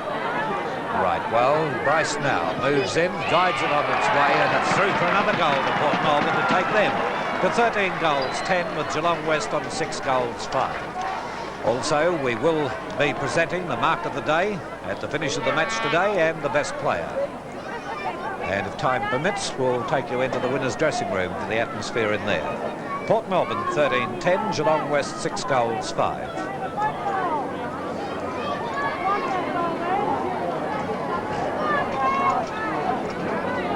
Now, umpire Ogston. Ruckman move in, all up in the ruck, and he gets the knockout. Gets it down towards teammate in Kavanagh. Kavanagh tried to break away, but getting possession was Todd. Todd gets it back into the centre of the pack. They're scrambling for it there as we have Woodard trying to break away with it. Umpire will be forced to blow the whistle. No, it comes back to Hall. Hall towards centre half forward, and a mark taken in defence by Todd. Scott it is. Scott now out towards the half-back line. Taking it this time is Delhouse. Delhouse from the left half-back flank towards the wing on the stand side of the ground. And it's Tansis of Port Melbourne. Tansis high in the air. Floats it up towards centre half forward. And I tell you what, it was Doyle who was conned then, called to let it go. Kick for goal. And it was Swan putting it up to the forward zone, and it went through for the minor score of 1 behind. 89-41 in Port Melbourne's favour. Well, Port need to continue attacking because they have the advantage of the wind, and it's been fairly strong to this stage. Comes out towards the half-back line, and it was Mark Brown to take the mark. Mark Brown, the captain of Geelong West, on the right half-back flank. He gets a lead from the wing on the outer side of the ground, punched away that time from Taylor, and it will be thrown back into play. On the true centre wing position, outer side, Hall will come in this time with Tawney. Two big ruckmen. Tawney, I think, was the one to get it away. Comes out to Wilkinson. Wilkinson passes to Kavanagh. Kavanagh couldn't break away, and moving in is Burnett. Burnett of Geelong West gets his kick in around the flank, but this time taking the mark. He played on, and the umpire, that was Davies by the look of it, yes. And the umpire has given the free kick. It goes up towards the right half-forward flank. Crichton is the player to gain possession. He pushes it well wide, but it goes to Swan. And Swan again with a hand pass towards the half-forward line. Anderson with a further pass, looking for Rodder. And he has the chance now to get one in here in the direction of his teammate and Doyle. Doyle tried to line them up, and under pressure was forced to dribble it along the ground, and this is Geelong West defending now towards the half-back line. It'll go close to that boundary line and over and out. The player pursuing it was Eric Wilson. Behind him, of course, was Crans. So again, we see Tawney coming in with Hall. Hall directing that out in the direction of Kavanagh, who couldn't get to the ball. Bayer had the chance, but moving in this time is Woodard again. Woodard was looking for Gibson, misdirected the pass, comes through to Evans. Evans towards Anderson. Anderson couldn't handle it, and trapping the ball well is Beaton. And Beaton now with a further hand pass across to Cole. Cole towards the centre of the ground, and the player to take it is Delhouse. Comes down here towards the centre half-forward position. Taking the mark and trying to get it away was Curran, but trapped this time by Tansis. Tansis wide of the centre, and moving away and getting caught was Cole, but the umpire allows the play to continue as he pushes it back in the direction of Curran. Curran of Geelong West towards that right forward pocket. Brown waiting for it down here, and Brown is the player to take the snapshot towards the goals all over the hands of Crichton and through for one behind. So we have it now that Geelong West move on to 42 with Port Melbourne on 89. There's the kick-off from Bradbury out towards the half-back line. That's Bradbury now, so that must have been Robertson who's gone back to the full-back position. And Bradbury puts it into the hands of Doyle. Bradbury was full-back when they were the end, the Fitzroy Street end. Doyle up towards Cook. Bounces away, it comes into the hands of Scott. Scott now running across the face of goal. Will play it out towards the flank on the outer side of the ground, and the player to come in is Cole to take the mark. They need to steady it down a bit, Geelong West. Cole now to the wing on the outer side, over the heads of the players, and again Swan, who seems to be able to read the play magnificently. Always seems to be in position to take the ball towards the centre forward zone, over the heads of the players here. Looking a bit slow in moving for the ball is Cole, and it beats him over the line.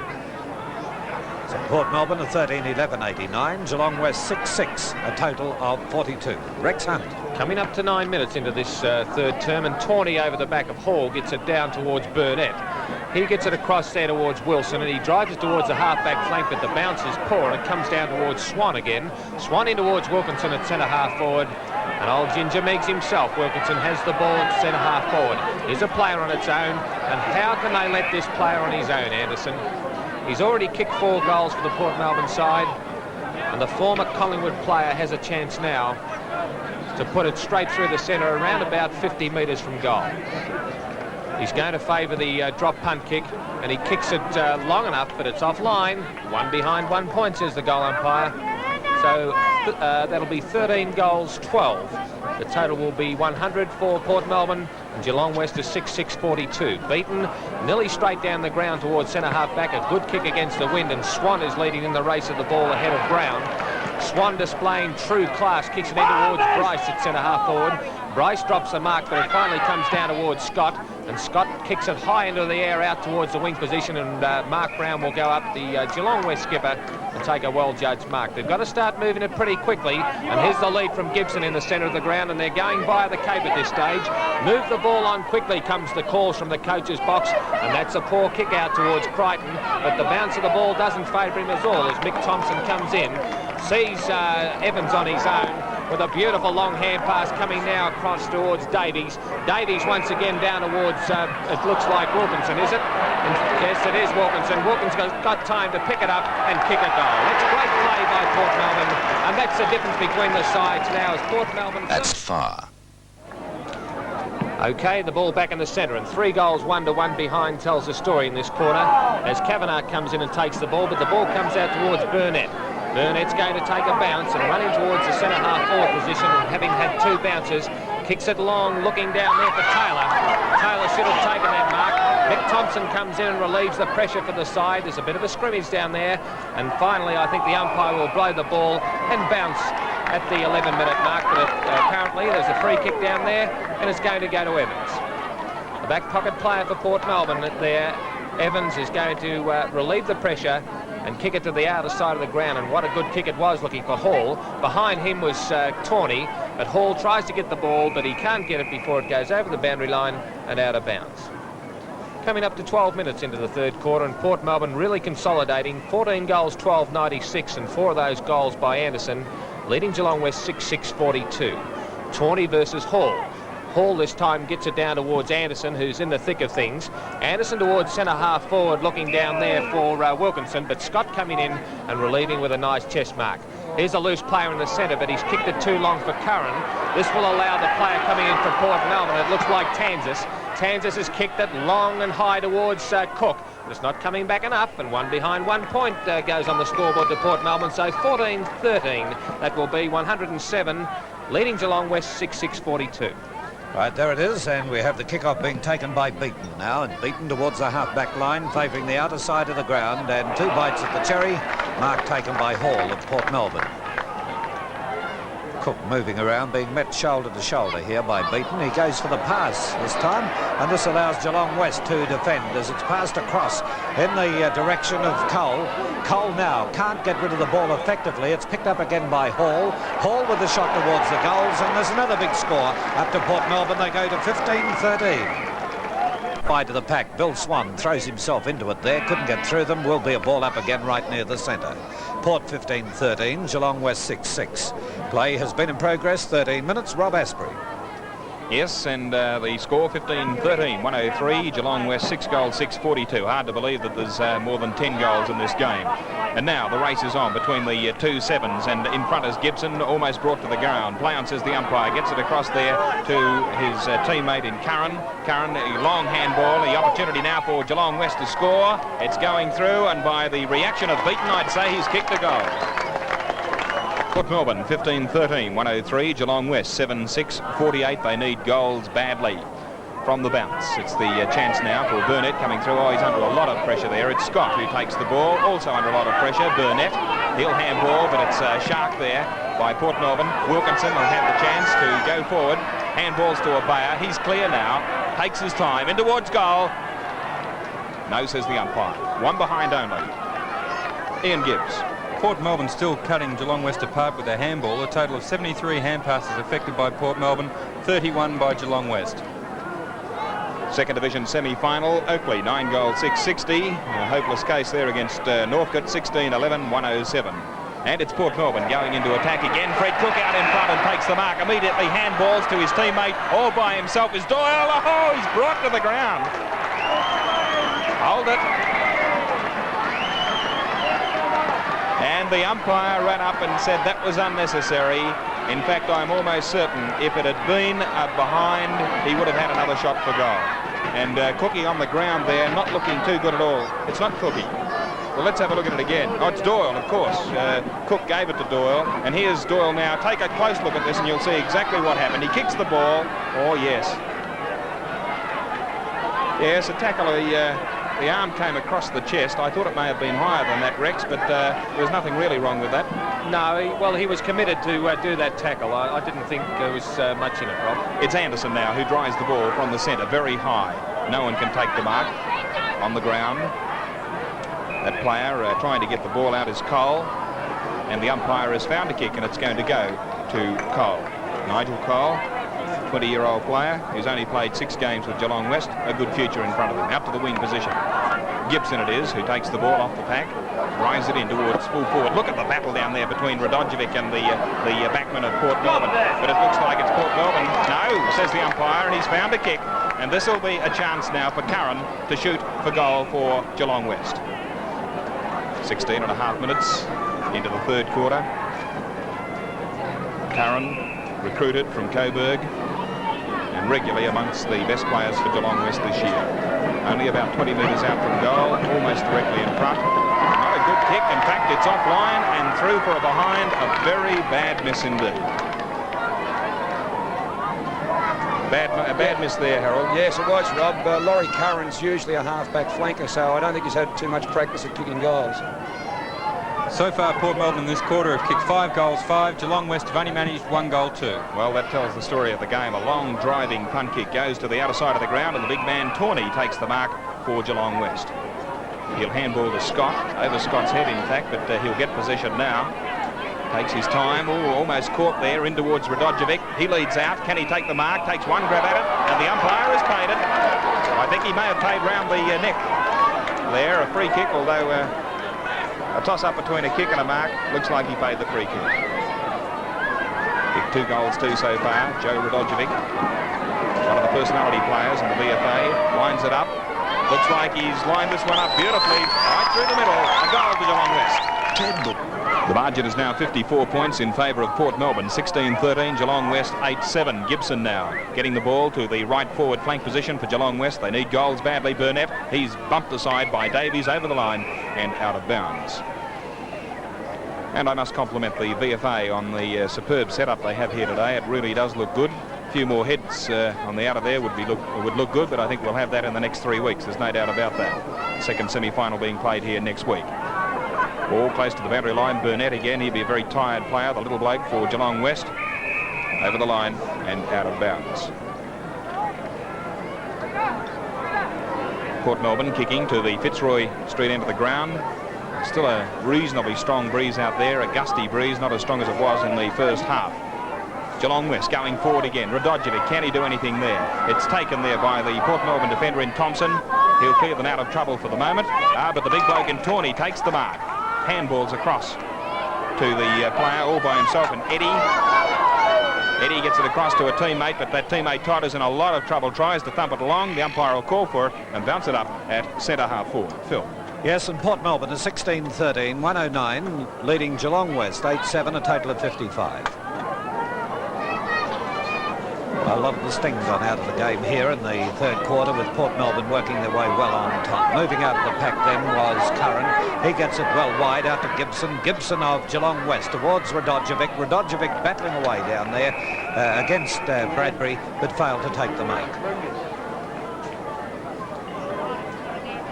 We'll be covering the final series each week, right through to the grand final, commencing at 1:45 on Channel 10. Again, it comes once again. Now unable to successfully gain possession as it comes out. Anderson is the player who put it straight into the hands of Delhouse. Delhouse shoots for goal and puts it through for 4 points to take Geelong West on the line. Knockout then by Tawney, down wide of the pack, taken away by Delhouse. Delhouse gets it through in the direction of Eddie.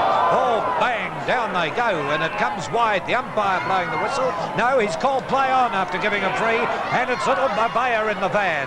He pushes the ball in front of him, but Scott will come in. No, coming up to trap it here is the player Cole. Cole to the centre for Geelong West. Hall passes out to Wilkinson.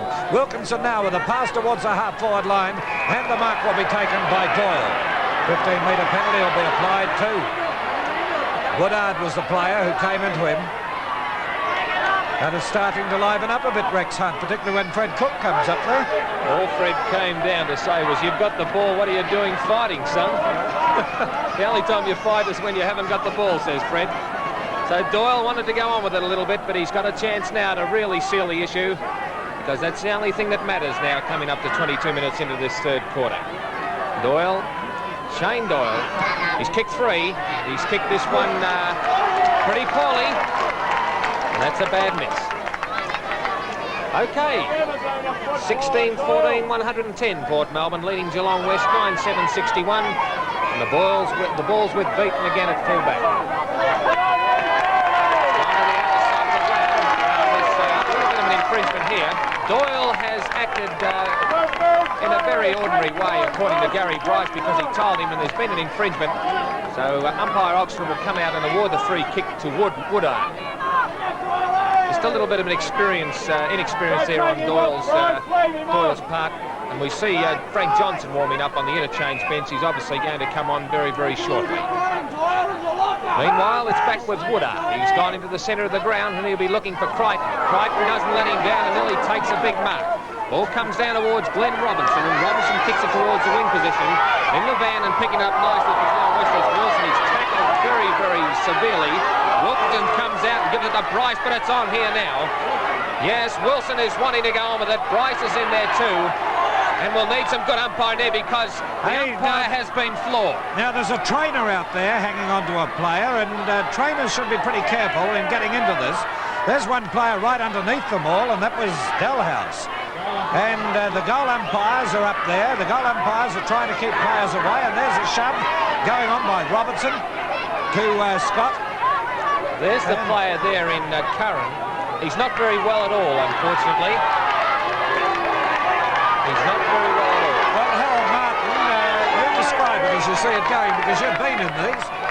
I think Shane Doyle got a little bit frustrated there, Phil, and he was a main instigator there, and I think it was just snowballed. And not at this stage of the game, Port Melbourne shouldn't be doing this, or because they've got finals to play, and the report could put them out of business.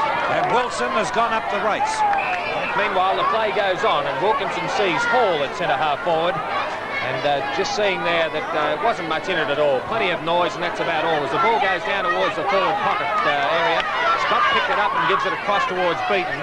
Beaton does it very, very well, and he's backed up nicely there by Curran. By gee, this game's starting to hot up now as Rodder comes out. Rodder to Cook, and Cook goes bang. Thank you very much. Well, while we took that break, Bryce and Curran got into it a bit here, and it's just breaking up. So there'll be plenty of action in the VFA Festival of Finals football on Channel 10. Port Melbourne 17-15, 117. Geelong West 9-7-61. Brings back memories, Rex. I don't know about that. I never got into that stuff. I was too scared, to tell you the truth, particularly with blokes like Howell around. As we see, Tawney will go up against Hall, and Hall's done it pretty well today. This time no one gets to the size of knockdown, and Tawney gets it towards Brown. Brown is going to go in towards the centre-half forward position and do it well with a strong bit of play. Coming in and relieving for the Port Melbourne side is Davies. Davies kicks it down towards Shane Doyle at centre-half forward. And Doyle's being paid the free kick. He's looking for 15 metres, but he's starting to get into the academy area now and wants to get on with the game as Fred Cook is starting to scream for the ball, and he's kicked it well, and he's kicked it goal. What a great goal by Shane Doyle. Oh, that's his fourth goal, Shane Doyle. What great play, and that's the way that he wants to play the game. He doesn't want to worry about fighting Harold. He really wants to concentrate on the game because he's a very good player. That's right, Rex. He's, as you say, he's kicked 4 goals, and he's a focal point there at centre-half forward.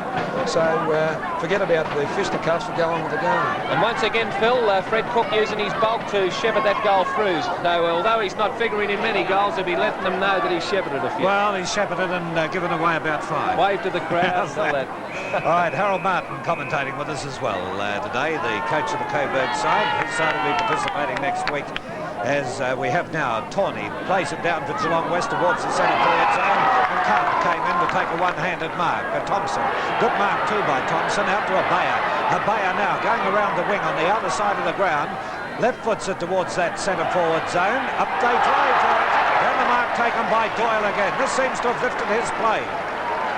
I noticed Bryce came over and congratulated him when he kicked the last goal and said that's the way to do it, and it's lifted his play. He was the one figuring in that melee, however short it may have been. Bryce is down in the goal square, directing traffic as Doyle comes in, puts it on its way. It'll be short. Cook staying in front, has it punched away from him. And Cook grabbing it again over his head towards Bryce. Bryce has got it in front of him. Players battling away in here, and it eventually comes out to Burnett. Burnett now will come around the back line towards the half-back flank. Oh, he's slipped, in trouble, goes for the hand pass, Swan dwells on it, but it bounces over the line and out. Port Melbourne 18-15, 1-2-3. Geelong West 9-7-61. Here they are, setting themselves. Hall goes up in the ruck, but Tawney getting the knockout from that position to the boundary line. Pick up by Burnett. Burnett towards the half-forward line. Umpire didn't pay a mark down here, and it's forced over the line. And let me mention Aussie Pass once again. Your Ansett Pioneer Aussie Pass also entitles you to the special discounts on accommodation and other service. That telephone number is 342-1017. Every player in the grand final side will get an Aussie Pass all throughout Australia. There's Davies up there. And Davies will get the free. Well, he was playing the ball, Davies, and that came in from the side. Look at this. Oakley coming back. Northcote 17-12. Oakley 13, goal 6. This will be a mark. And it's Doyle again. Well, that quite often happens, Harold Martin. A player gets in a bit of a fracas like that, and then they lift their play. Yes, that's right, Phil. He's full marks to him now, because I didn't think he'd go on and play football. He has. He's really proved me wrong. He's playing great football at present. Well, he's kicked 4 goals, and he's coming in for his 15th kick. As he puts it on its way to the Fitzroy Street end, that'll be through for a behind. And that takes Port to 18-16, 124. Geelong West 9-7, a total of 61. Rob Asprey. Yes, and we've now played 4.5 minutes of time on in the third quarter here at the Junction Oval. Geelong West kicking to the outer side of the ground. That's the instructions and their plan. Picked up there by Dalhouse, Woodard it is, who gets it out.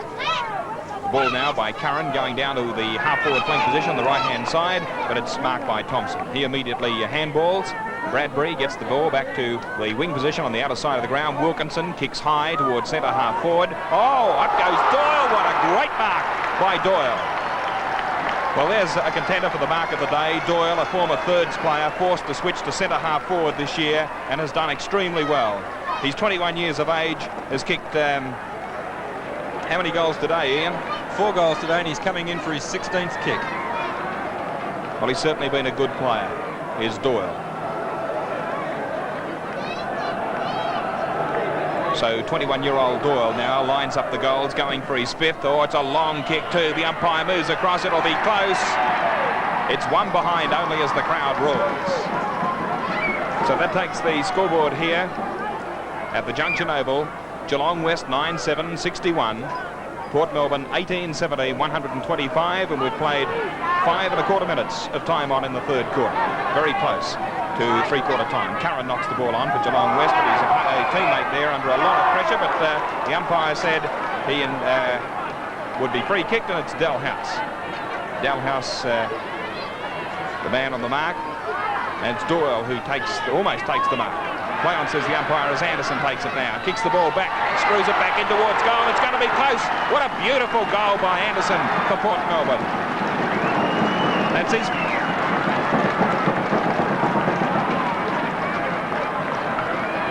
Anderson, of course, an uncanny type of player. Harold Martin, how are you going to counter him if you meet him? Well, he's worried us a couple of times, but he's a very dangerous player, Phil. We've had a player tagging him. I think you have to have someone his own height, because he's good overhead and he's a good kick, good recovery, so you've got to have a similar type player to play on him. Right, bounce of the ball to take place. Rex Hunt. Okay, 19-17, 131 Port Melbourne to Geelong West 9-7, 61. Geelong West coming forward through their captain Brown, and he kicks it poorly towards the half-forward flank outer side of the ground. Bradbury coming in ahead of Radojevic, and he kicks it towards the wing position looking for Evans. In fact, the ball's going to go towards Thompson, who's on the ground. The ball's coming back now towards Frank Johnson, who came on as an interchange player in the third quarter. Finally comes over towards Glenn Robinson, and Robinson goes in towards Cook and Beaton. Beaton up in front of Cook and takes the mark. Well, it hasn't been Fred's best day today, but he's had a couple of great players on him, firstly in Crichton and in the second half in Beaton. Beaton goes towards Gibson, but he's tackled there by Swan. Finally, it comes out towards Woodard, and Woodard's played pretty well on the half-back flank for Geelong West, and he sees Crichton down there on his own half-forward flank, outer side of the ground, and Crichton goes to in towards the goals, but it's not what Geelong West looking for. One behind, 1 point. So, 9 goals, 8, 62 Geelong West. And they're trailing Port Melbourne 19-17, 131, and during this quarter, Port Melbourne have completely blitzed the Geelong West side, and they've kicked 8-8 to 3 goals 3, and that's the story of the game to this stage. Port Melbourne really setting up an advantage, coming up to 33 minutes into this third quarter, and Bradbury goes towards Hall on the half-back flank on the members' side of the ground. Here's Swan. the equal listed player, but losing one count back. He'll be looking there for Tansas, but Tansas falls over. Tawney has played pretty well in the rough and tough business, but finally he's picked up by Curran and gone across towards Woodard. Woodard goes in towards centre-half forward and finds Mark Brown. Mark Brown in turn kicks it across to Lee Crichton, and the Geelong West vice-captain now playing at centre-half forward in the second half. He's going to line up the goals from about 50 metres out on a 45-degree angle. You can have a look there at the view from behind the goals. He's going to have to allow plenty of latitude for the breeze as we see the ball coming in nicely. It's not a bad sort of a kick at this stage. It's been marked right on the boundary line for mine. No, the goal umpire says no. And through goes Geelong West's 10th goal, right on the siren for three-quarter time. So three-quarter time, Port Melbourne, 19-17, 131, leading Geelong West, 10-8-68. Yes, and Port Melbourne getting right on top there in the third quarter. And if you think back on it, it was done mainly through experience, and I think Harold Martin would agree with me there. Yes, well, Port Melbourne have so many finals players, Phil, and you might keep Swan out of the game for a time there. Gibson picked his game up, but then Anderson comes in, and Doyle and Abaya and Kavanagh and these types of players. They've just got too much all-round strength and fitness, and Geelong West are still trying hard, but all to no avail, Phil. Well, what would you do if you were the coach? What would you do if you were the coach of Geelong West? Well, I don't agree with what he did at half-time, moving a winner in Crichton, who was beating Cook, and moved him to centre-half forward. But I suppose he's being creative, and you try moves like that, you try anything. So even though I disagree with that move, I suppose that's what Gary going through his mind. He can't hold them all out because he hasn't got the players there. But if they can pick up in the centre bounce, that's where it all starts, the ruckman and the rovers, and they can get it out of there and stop Swan's influence while they're sub-chance. Comments from Harold Martin, coach of Coburg. Now Rex Hunt. Well, I believe that Geelong West are doing the best that they can. They're obviously undermanned. They're very inexperienced at this stage, and they really didn't handle the tough stuff too well. The only man in there doing the job was Tawney. The young players really didn't know what to do. I think all they've got to do now is go for broke, start to handball, because you'll find that they're down in the possessions and down in the handball, and they've got to go for broke because they're sitting on the edge of the cliff at the moment. They have a quarter of football to go, and let's go for broke. Righto, and Ian, the statistics on the game. Once again, that quarter from Geelong West was not good enough. They only managed 4 goals for in that quarter. Port Melbourne, 8 goals, 8. Port Melbourne kick getters, Swan dominating the entire game with 19 kicks and 8 hand passes, 27 possessions in all. Ibea 15 kicks, Anderson 15, Doyle 16, Wilkerson 13. Geelong West kick getters, Brown 15, Gibson 14, Woodard 12 and Cole 11. Goal kickers for Port Melbourne, the ever-elusive Anderson with 5 goals, 4 to Doyle, 2 each to Ibea and Cook, 1 each to Swan, Rodder, Robertson and Wilkinson. And for Geelong West, 3 to Radojevic and 1 each to Tawney, Brown, Todd, Gibson, Beaton, Dalhouse and Crichton.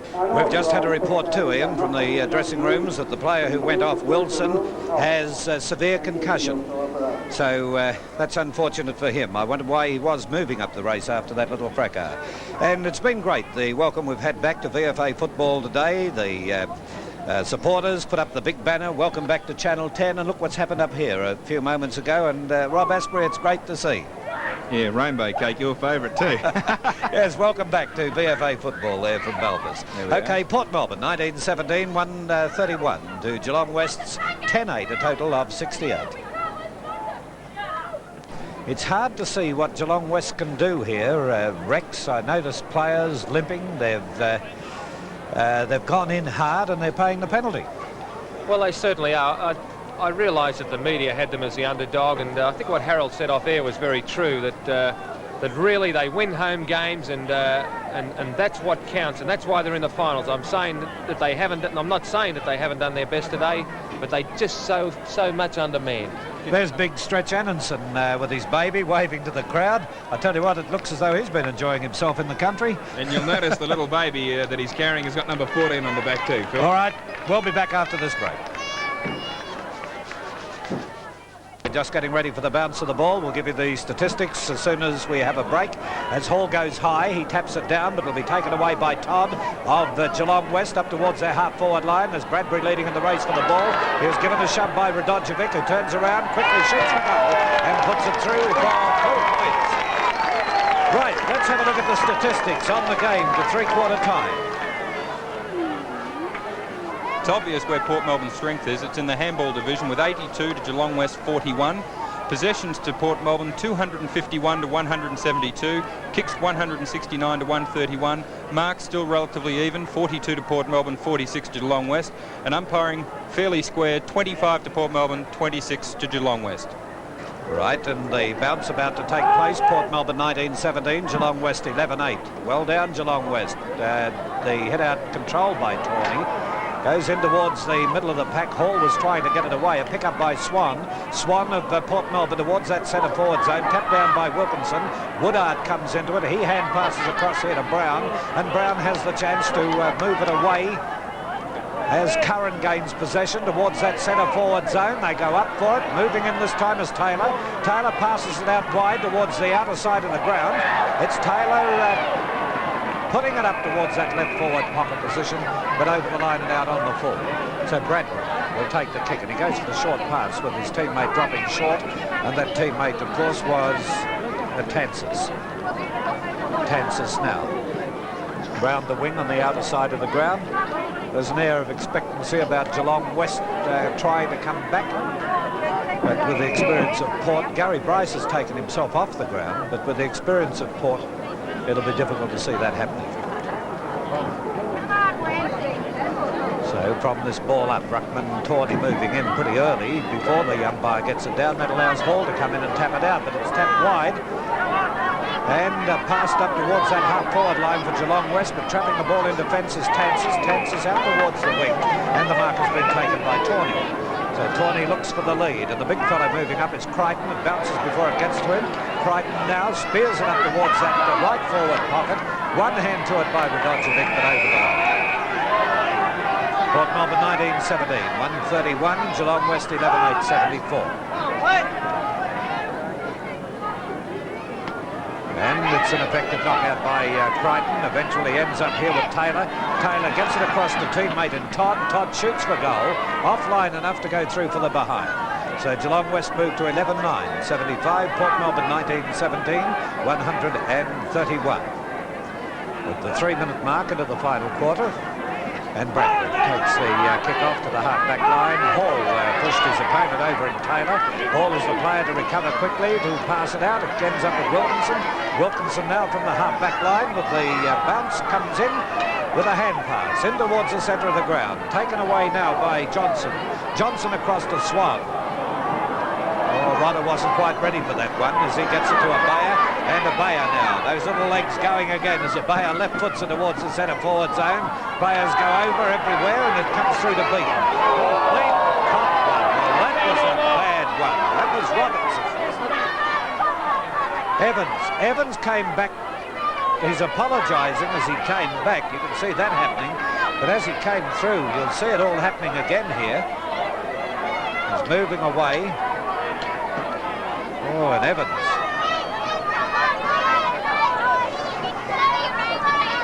Anyway,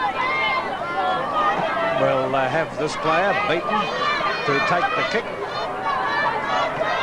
He's short of centre half back. Port Melbourne 19-17. And short of a gallop at the moment too after that. I think he's got a lump under his side. Look at that. He's certainly marked around the eye as he takes his kick now towards the wing on the stand side of the ground. Off the hands of the pack, throw in to be effective. Geelong West 11-9, Port Melbourne 19-17. Rex Hunt. Okay, well, the ball's going to be thrown in from the centre wing position. It's Hall versus Tawney. Hall in front. Tawney over the back gets a nice knockout, but it went to Robertson. Robertson to Swan as good player.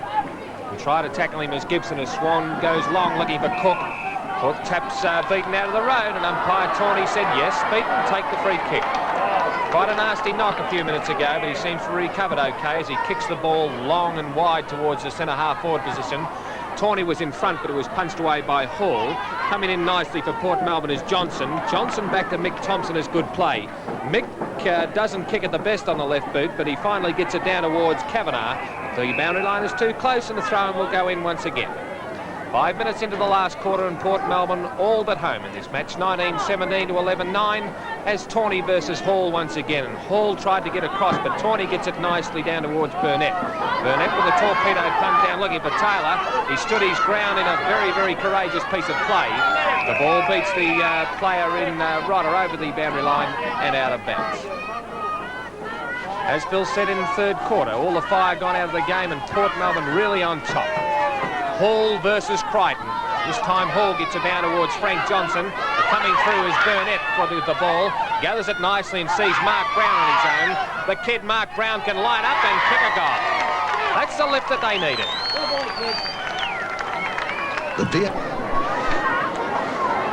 Okay, well, Port Melbourne 19-17, 131, leading Geelong West 12-9, 81, and they need a couple of quick goals to put any life back into this match.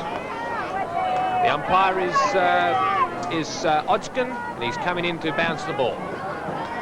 It's going to be Hall versus Tawney once again. Hall got it out towards Evans. Evans is tackled pretty well, and the umpire says yes, it was throwing the ball, and the kick goes to Todd. Played pretty well since he came on from the interchange bench, Todd, and he's put in for Geelong West this afternoon in the second half. He favours the member side of the ground in towards centre-half forward. The big flyer was Taylor. He gathers the crumbs pretty well, but the smother's nice from Glenn Robertson, the former Fitzroy player. He sees Mick Thompson on his own, and Thompson to Johnson puts him under pressure, but they'll get out of it all right as Abaya comes in, and he'll take the ball very close to the boundary line, in fact, over the boundary line and out of bounds. Right, Rex, and Port Melbourne in 19-17, Geelong West at 12 goals, 9. We're at the 7.5-minute mark into the final quarter. Ruckman moving in and Hall directing the knockout, but it's taken away, or tried to take it away, was Gibson. Tackled nicely by Wilkinson, and it'll be a ball up. Well, Geelong West plugging away there in a young side, and they've done a creditable job to get to the final series. And in the main, it's been experience that has been lacking with them, although I feel that they are rather a small side. It comes down towards Wilkinson, and Wilkinson from the stand side of the ground, up towards the half-forward line.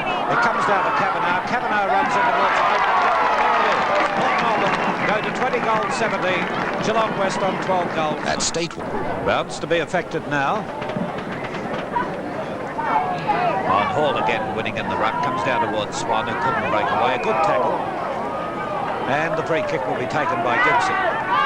Gibson from the centre. Looking for forwards. A bit of juggling going on. The player doing the juggling was Brown. He couldn't break away with the tall. It comes out to be taken away by Rodder. He passes to Davies. Davies up wide at the centre of the ground. And we'll pay the mark down here. And it's been taken by Curran. Well, Curran passes immediately to Cole. Cole will break away. Sends it towards that centre-forward zone. The player trying to smother the ball was Robertson. Look at the swing in the air then by Crichton. Missed the ball altogether, and Frank Johnson moves around the flank to play it towards Wilkinson on the outer side of the ground. Bearing in on Wilkinson is Scott. Good dodge then. It comes back towards Swan. Swan with a pass up towards the forward line to Doyle, and Doyle will go on with it with another pass over the head, though, of his teammate in Anderson. And it's gone through for the minor score, I'd say, over behind down here. Yes, the umpire to get the flag. Wilson back on the ground. Wasn't it Wilson we said went off with concussion? But he's back anyway. He's limping, so it looks as though he has a thigh problem by the way he was moving then. He's got the chance to have the ball passed to him, but Gibson now has decided to go for the shot for goal. And he's put it through for full points. So Geelong West still plugging away, but time will beat them if they're able to continue at the pace they are. Geelong West 13-9, Port Melbourne 20 goals, 18. That's 138, playing a total of 87. Well, the wind, I was just looking, it seems to have dropped quite a deal. And there is a player being taken out here, and we'll check that in a moment.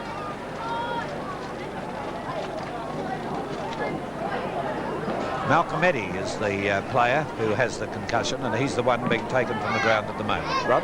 Margin 51 points, and we've now played 10.5 minutes into the last quarter of the Junction Oval. Coming out with the ball, the chance for Geelong West to go forward again under a lot of pressure there from Kavanagh. There's the kick into the left forward pocket position. But But it looks like Port Melbourne are going to defend. They will too. Gets the ball across there to Davies. Fumbles it for a moment. Steadies now. Gets his kick. Looks towards the centre wing position. Umpire's found a kick. And Rob, just a message to the wife of Malcolm Eddy. Frank, the head trainer, says, Mrs. Eddy, it's mainly a precautionary measure that he's being taken to hospital. A 15-metre penalty being paid there to Robertson. Kicks the ball down to the left forward flank position. And a mark in defence for Geelong West. Geelong West and Beaton will kick the ball high, back towards the wing position. All players set themselves. No one can take the ball. Coming out of Scott. He loses it, gets it across to Wilson. Wilson will handball to his teammate going past. And that's Gibson. Lines up the goals, in towards the big sticks, offline, and through for one behind only. Well, Port Melbourne, 20 goals, 18, 138. Gary Bryce yelling instructions there. I don't think he's got a great deal to worry about. Geelong West, 13 goals, 10, 88. And the kick will go to Port Melbourne and Hall. Peter Hall, recruited from South Melbourne in 1980. Right in front of the grandstands here of the Junction Oval. A beautiful mark to Doyle. Hand passes to Kavanagh. Across to his teammate in Rodder. Rodder under a lot of pressure. Mupped that one up. He shouldn't have done that. Doyle throws himself on the ball but gets it out. Chance now for Kavanagh, but he takes the ball over the line, content to do so, and out of bounds. The throw-in will result in between the half-forward flank position and the centre position on the grandstand side of the ground for Port Melbourne. There's the throw-in. Doyle playing the role of the ruckman. Gets it down. Sharked by the Geelong player in Crans. We haven't seen him for a while, and he'll take the free kick. Bayer on the mark.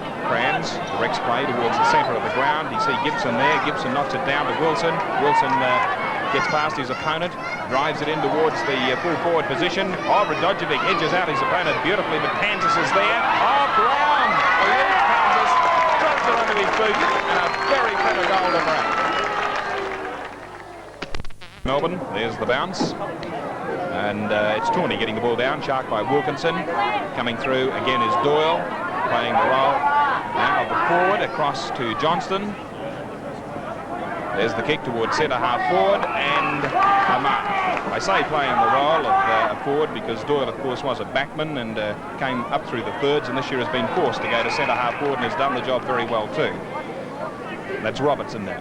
He will direct play very close to the boundary line out there on the wing position.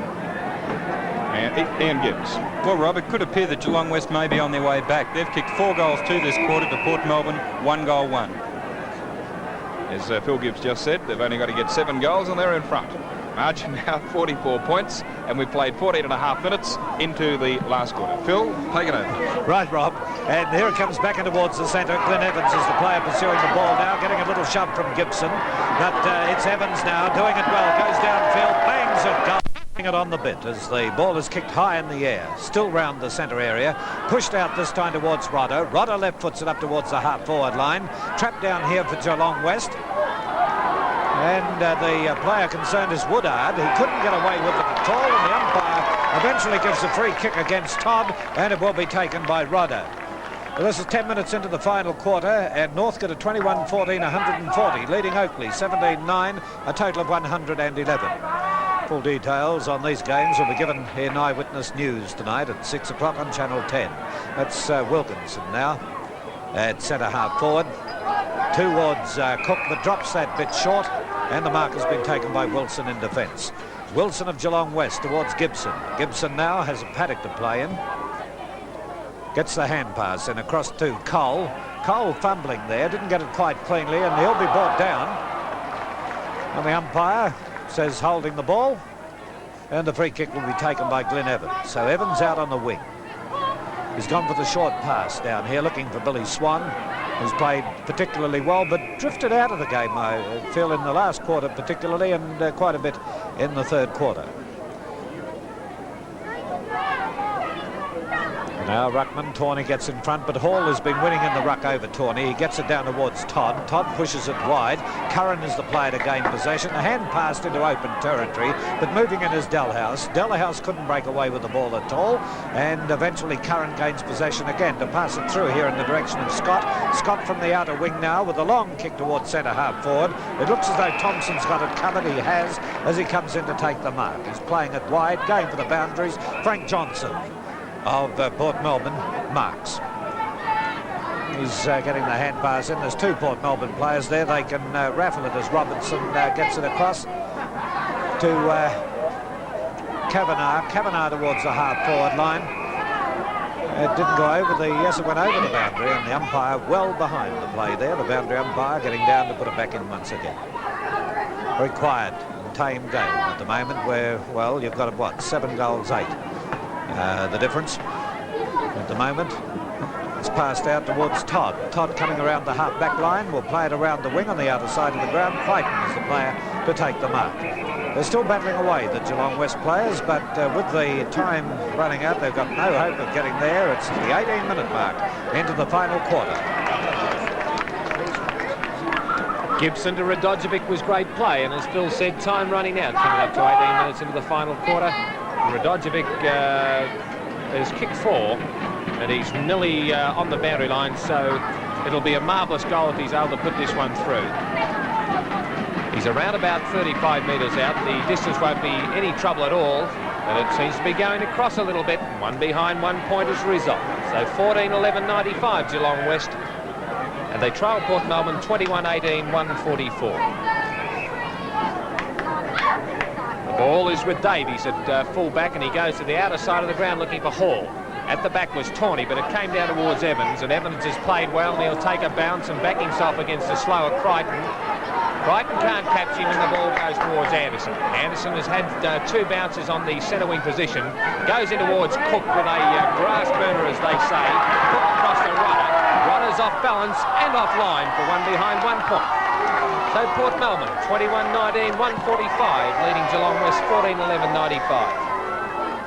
And Fred Cook's had a very ordinary day indeed, but what a great side Port Melbourne must be if they can still kick 21 goals with a very, very fair contribution from Fred. But never write this man off until the final siren goes, as Beaton goes towards centre half back, and no one is there for the Geelong West side. Up over the back was Anderson, and taps it down towards Evans. Evans is going to have all day to run in and chip it in towards centre half forward looking for Swan, but coming in and taking a nice mark for the Geelong West side is Wilson. Wilson limping pretty heavily after a clash in the 3rd quarter and being sent off. Goes towards the centre wing looking for Mark Brown. The punch is pretty good by Tansis, but the ball will beat him and go over the boundary line and out of bounds on the half-forward flank for the Port Melbourne side on the members' side. Coming up to 20 minutes gone, and all the sting gone out of the game at the moment. Once again, Hall versus Tawney. Tawney gets this one down, looking for Cole. There's a pack forming, and I think umpire Ogson will let it go on. He does, and it comes out towards Roeder. Roeder across to Tansis is putting him under the hammer, but they're going to get out of it all right and get out towards Hall. And Hall towards Kavanagh is good play, and here's Wilkinson's on his own in towards the centre half-forward position. Wilkinson will play on if the umpire's not in the road. Frank Johnson comes down and kicks a goal. That's how easy it is for Port Melbourne at the moment. They're doing it on the bit. 19-151 to Geelong West, 14-11-95, and 21 minutes have gone as the ball goes down towards the Geelong West half-forward line. The ball's punched away by Robertson from Crichton. It comes down towards Brown. The boundary line is too close, and there's going to be a throw-in on the outer side of the ground. Okay, and just to mention that the winning team this year will receive free Aussie passes to anywhere in Australia. That's 18 passes in all. NZ Pioneers Aussie Pass is your ticket to go as you please. Travel to just about anywhere in Australia, and you can contact them on 342-1017. 342-1017. This is Wilson taking the mark at centre half forward for Geelong West. Wilson now.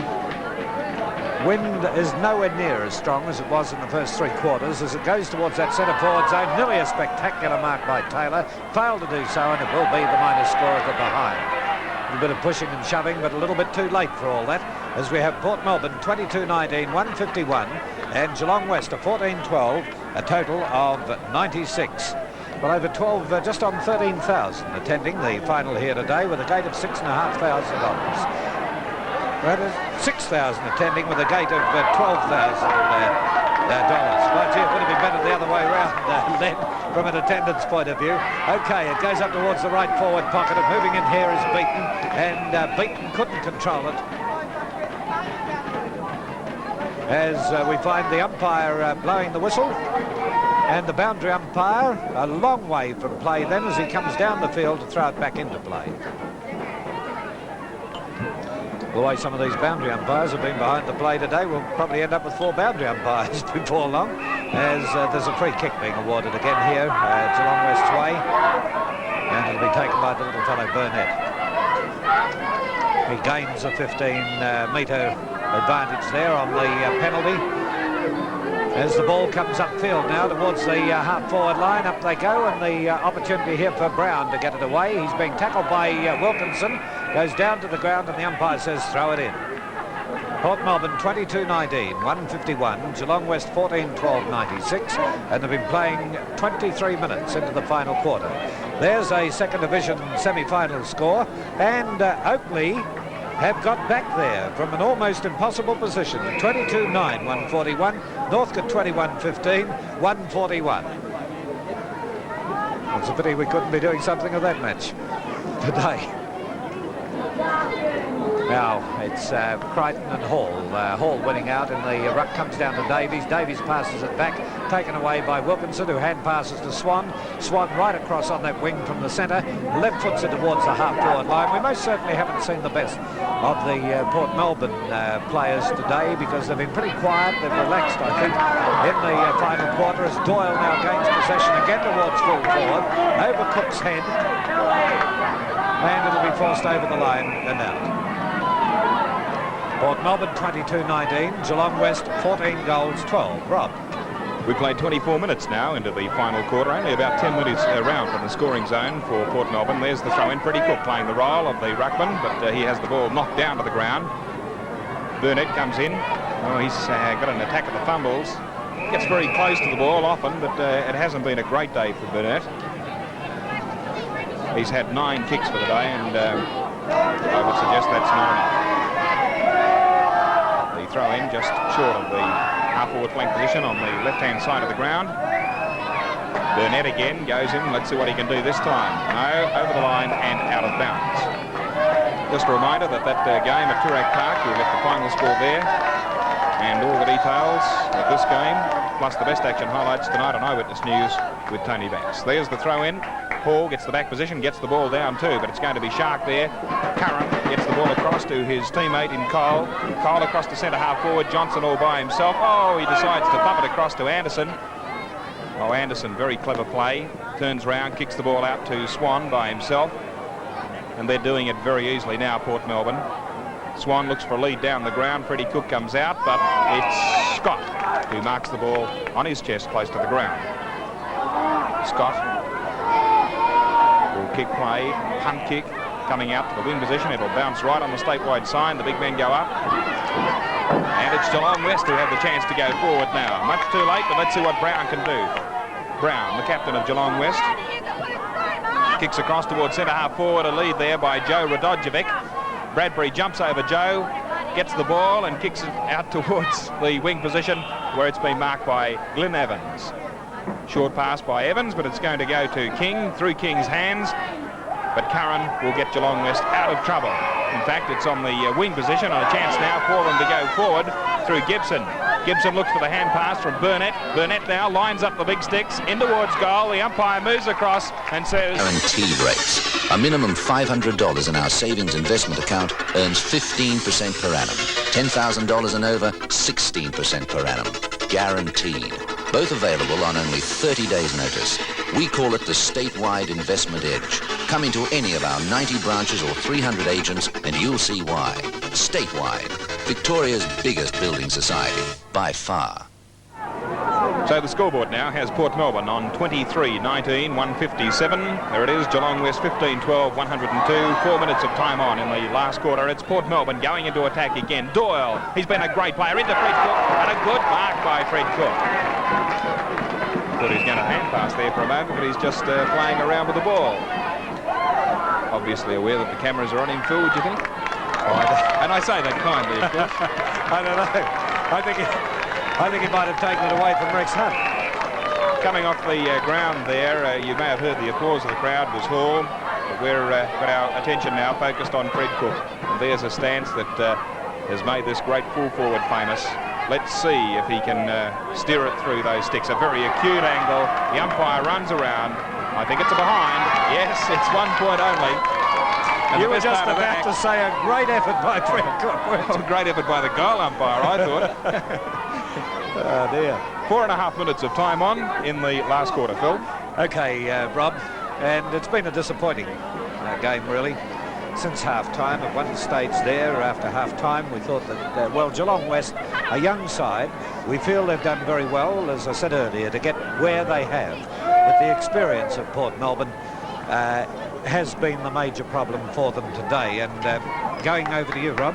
Phil, I just wanted to ask you, while we've got the opportunity, what you thought of the activities and the entertainment here today that has been put on by the VFA. I thought it's been great activity and entertainment, particularly prior to us coming on air, and I would ask VFA supporters to support the VFA next week. All this activity commences at 10 a.m. and we've got the barbecues and entertainment right through the day. I think we all endorse that, Phil. Okay, play goes on as we have Oakley now. Still down as Cook takes the shot for goal, and Cook has put it through for another one to Port Melbourne. He's kicked through. So Port Melbourne now move on to 24-20 with Geelong West on 15-12. Can we just check that score again? We've got the play coming head on here, so let's have a look at it again. And you'll see the effectiveness of a player like Fred Cook. Quickly move back into position to put it through for full points. Now can we check off the play over there at Paran, if we may, between Oakley and Northcote. Oakley 147. Looks as though they might be gone now. Northcote 23-17. Rex Hunt. The ball came out of the centre and has gone towards centre half forward for Geelong West, but taking the free kick will be Glenn Robertson. Played pretty well, the former Fitzroy and South Adelaide player, and his 14th kick is going to go towards the wing position looking for Frank Johnson. Johnson taking the mark pretty well and going towards the forward line for Port Melbourne. They're doing it quite easily at the moment. Up goes Woodard, and he'll be paid the free kick or the mark, whichever way you want it. And coming off the ground for Geelong West is Wilson, and going on is Taylor.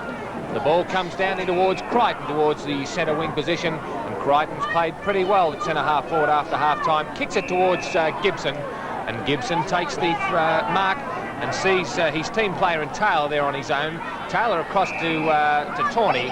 Tawney's got a chance of putting through a goal from around about 25 metres out on a 45-degree angle. All but over this game at the Junction Oval, 32.5 minutes into the final term. And Tawney, the big lion-hearted Geelong West ruckman, pops it through the middle for Geelong West's 16th goal. 16 goals, 12, 108 Geelong West now. The Port Melbourne 24-20, 164. Well, as I said, all but over this game, but Port Melbourne have done it pretty well, but the inexperienced Geelong West side must take a pat on the back because they've really put in here this afternoon and they've battled really hard, and I think they can look to the future with a great deal of satisfaction. That's enough. They have to improve their performance away from home, but at least they're in the four, and that's what counts. There's the bounce again, and we see Chadban on the ground getting the knockout, but coming through nicely for Geelong West is Woodard. Woodard gets it across to Taylor, and Taylor will kick it poorly towards the centre half forward position. The bounce doesn't favour Mick Thompson. In fact, it goes down towards Dalhouse. Dalhouse across to Cole is reasonable play, but Tawney's there and gives it across to Todd, who wasn't ready. But coming through nicely for the Port Melbourne side is Woodard. Kicks it out of bounds on the full, and the resultant free kick will be taken there by Cole. Cole sees Dalhouse going past, and Dalhouse back to Cole, is putting him under pressure. There's a free kick that should have been paid to Rodder, but the ball comes out to Chadban, but he's too slow, and he's tackled there by Cole. Finally, the ball comes out to Radzojevic out from full forward. Radzojevic kicks it in towards centre half forward, but there's Glenn Robertson taking the ball and kicking it out towards Swan on the centre wing position. Here's a loose player, and it's Wilkinson. Wilkinson has all day to get it up and kick it to Kavanagh. Kavanagh can go in and kick a goal just as easy as I'm saying, but he decides to hand pass it to Fred Cook, and that's Fred Cook's 4th goal. They're doing it very easily, Port Melbourne now. 25 goals, 20, 170 Port Melbourne. Geelong West 16, 12, 108. Okay, Rex. Well, Port Melbourne doing it still quite easily. It'll be interesting to hear Harold Martin's comments after the game here today, because probably they'll have to come up against Port Melbourne. It depends what happens next week, of course, and they're playing the side on top in Preston. And Coburg defeated Port Melbourne last week, and obviously Harold would have marked out many moves here today. Counter moves to the Port Melbourne side. All right, there's the siren for the end of the match, and the final scores. We have Port Melbourne 25-20, a total of 170 on the board, as against Geelong West 16-12, a total of 108. I'll tell you something, it's been great to be associated with statewide today too, and Graham Flack in there. You're right. Let's have a talk now with Rex Hunt and also Harold Martin to get their thoughts on today's game. It was a bit disappointing, I feel, Harold.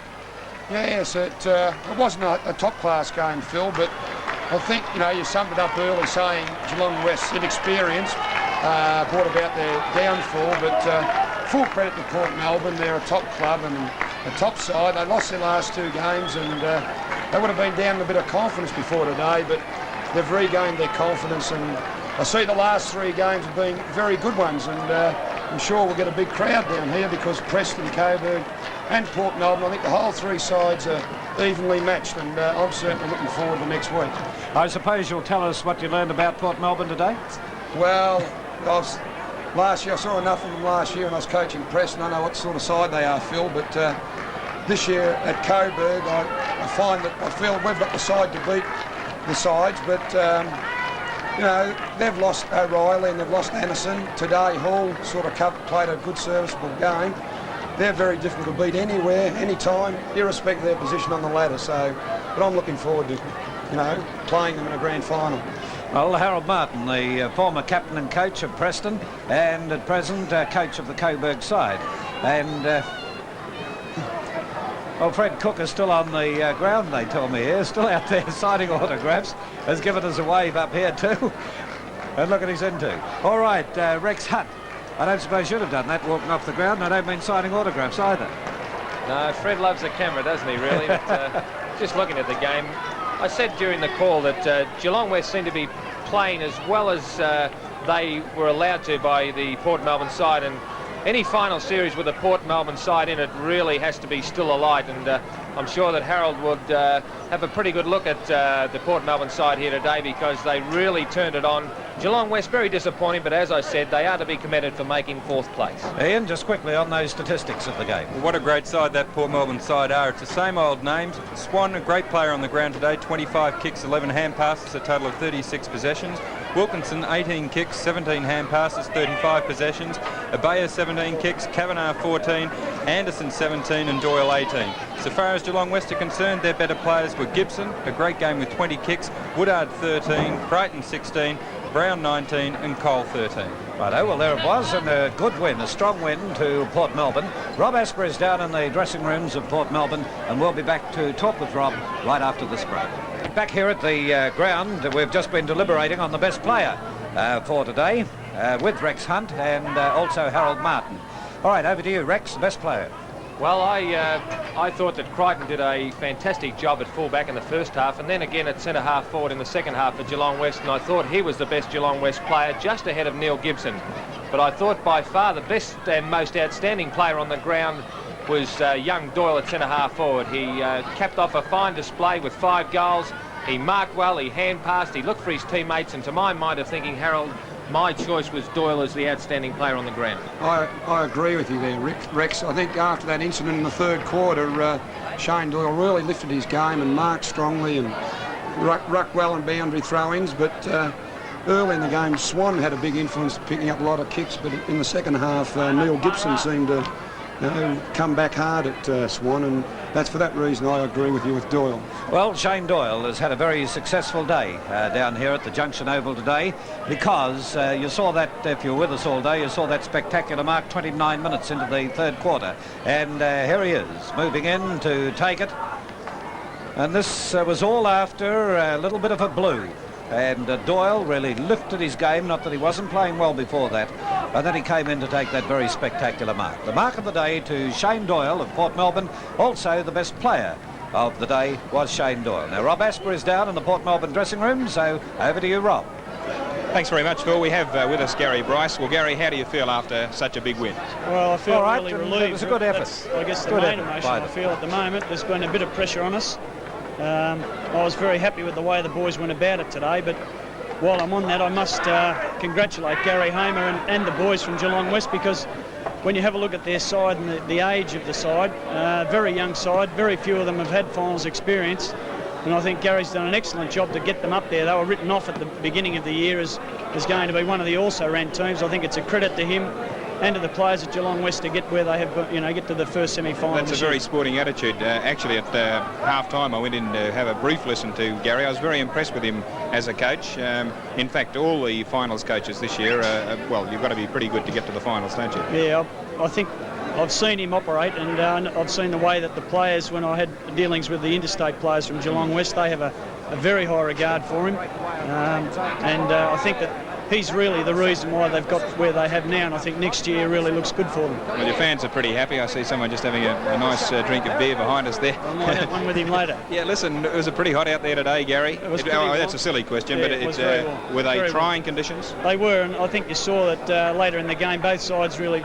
tired visibly. I think you could see that. It's really the first time we've had to play under these hot conditions. Tempers flared there a little bit. I thought you were going to become a barber there at one stage. Yes, well, I just checked the length of Laurie's hair. I thought I said it's about time he had a haircut. And then someone checked the length of your hair. Yeah, they said mine was a bit long, but mine's falling out a bit. So, yeah, it got a little bit hot, but I think that's part of finals football. You're on tenterhooks for a whole week. We'll be on it for 2 weeks now, and when you let things explode, and at times you do get out of hand, but I was very happy with the way the boys got their minds on the job. And the minds on the job, we want to win the game. That was all about, not evening up. We've actually lost our light. I think someone's pulled the plug out, but we'll keep talking, Gary, because there are a couple of important questions I want to ask you. Fred Cook, I'm going to put it to him too. Was it the wind that upset Fred today early in the game, or what? If you could ask Fred that, I don't know. I wanted him to get in front of it more. And come on in, Mr. Comedy. I just thought at times when he did get front position, the umpires... Sounds like he's pretty popular anyway. I've given him a real good go this year, and I think I've been critical of him about the fact that I want him to play in front more. At times he did do that today, and I thought that he was treated unharshly and didn't get what he deserved. But I mean, it wasn't one of his best games, but I think that'll spur him on to in 2 weeks' time. If you're getting the handball to Shane Doyle, didn't you? Yeah, probably more so. The pressure of the game behind. But I'm remembering the 15 where you didn't get in front, you should have. Well, Doyley's behind us at the moment. How do you feel about Doyley? As far as our commentators are concerned, he was one of the best players of the field. Well, I thought that Shane certainly gave us something in the third quarter. He really gave us something to kick to, took some great marks.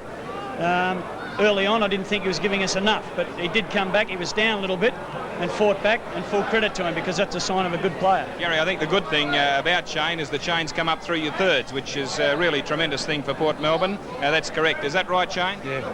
And how did you feel about today's game? Oh, it was great. Great win. Great team effort. And how do you like playing in front of this bloke? It's all right. We combine very well together. We've been serious for 1 minute. That Shane... You couldn't be serious for 1 minute? Well, I'm trying to be now. But what Shane does try and do is get the ball down quickly. He wasn't early in the season. Right. And when he does mark the ball, he gets up and has a look downfield, and he gets it moving. And that's what good centre-half boys are all about. And Shane's just developing week after week, and who knows what the future holds for him. Has anybody mentioned Norm Gosling? He's taken the easy way out in hospital today. Norm, you're laying back in bed there, and all your mates are down here. Well, just so that you're here in the next couple of weeks. A young girl, Tracy, was badly burnt. She's sitting in the Children's Hospital, I think. Trace, we hope to see you in the preliminary final too, love. Just keep your chin up. Good on you, Freddie. All right, well, look, we won't hold you boys up anymore. Congratulations on today's effort. As Gary said, congratulations also to Geelong West and Gary Hamer. It was a great effort for them to get there. And, well, can you go on with it from now? It's going to be hard from where you are. Well, we're sitting back. We've got a 2-week, well, it won't be a rest. We'll be working pretty hard next week, but we'll have a look at the game, and I hope next encounter's a very, very hard one. And, what about Peter Hall? I saw him behind there with that thigh injury. He's got a cork thigh. He'll be right? Yeah. You really need him, won't you? Yeah, he'll be out in the track tomorrow running a few 200s, so he'll be all right. It's the best way to get rid of a corky. Okay. All right, well, you've earned a drink, boys. We'll let you go and have that now. And thanks for a great game today and a great telecast put on by you blokes. Thank you very much. Good on you, Shane. Thanks, Fred. Well, Fred... The big match next week, of course, will be between Coburg and Preston here, the second semi-final. The coach of the Coburg side, Harold Martin. We've again enjoyed your company, Harold. Pleasure. Who do you think will win next week?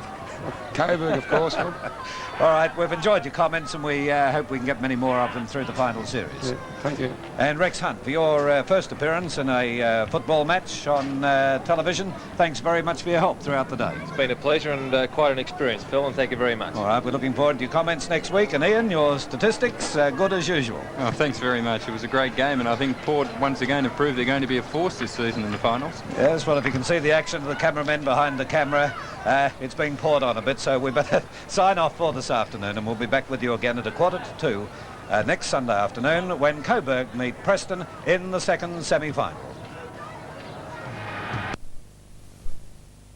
Mighty Mist. Fill it to the top.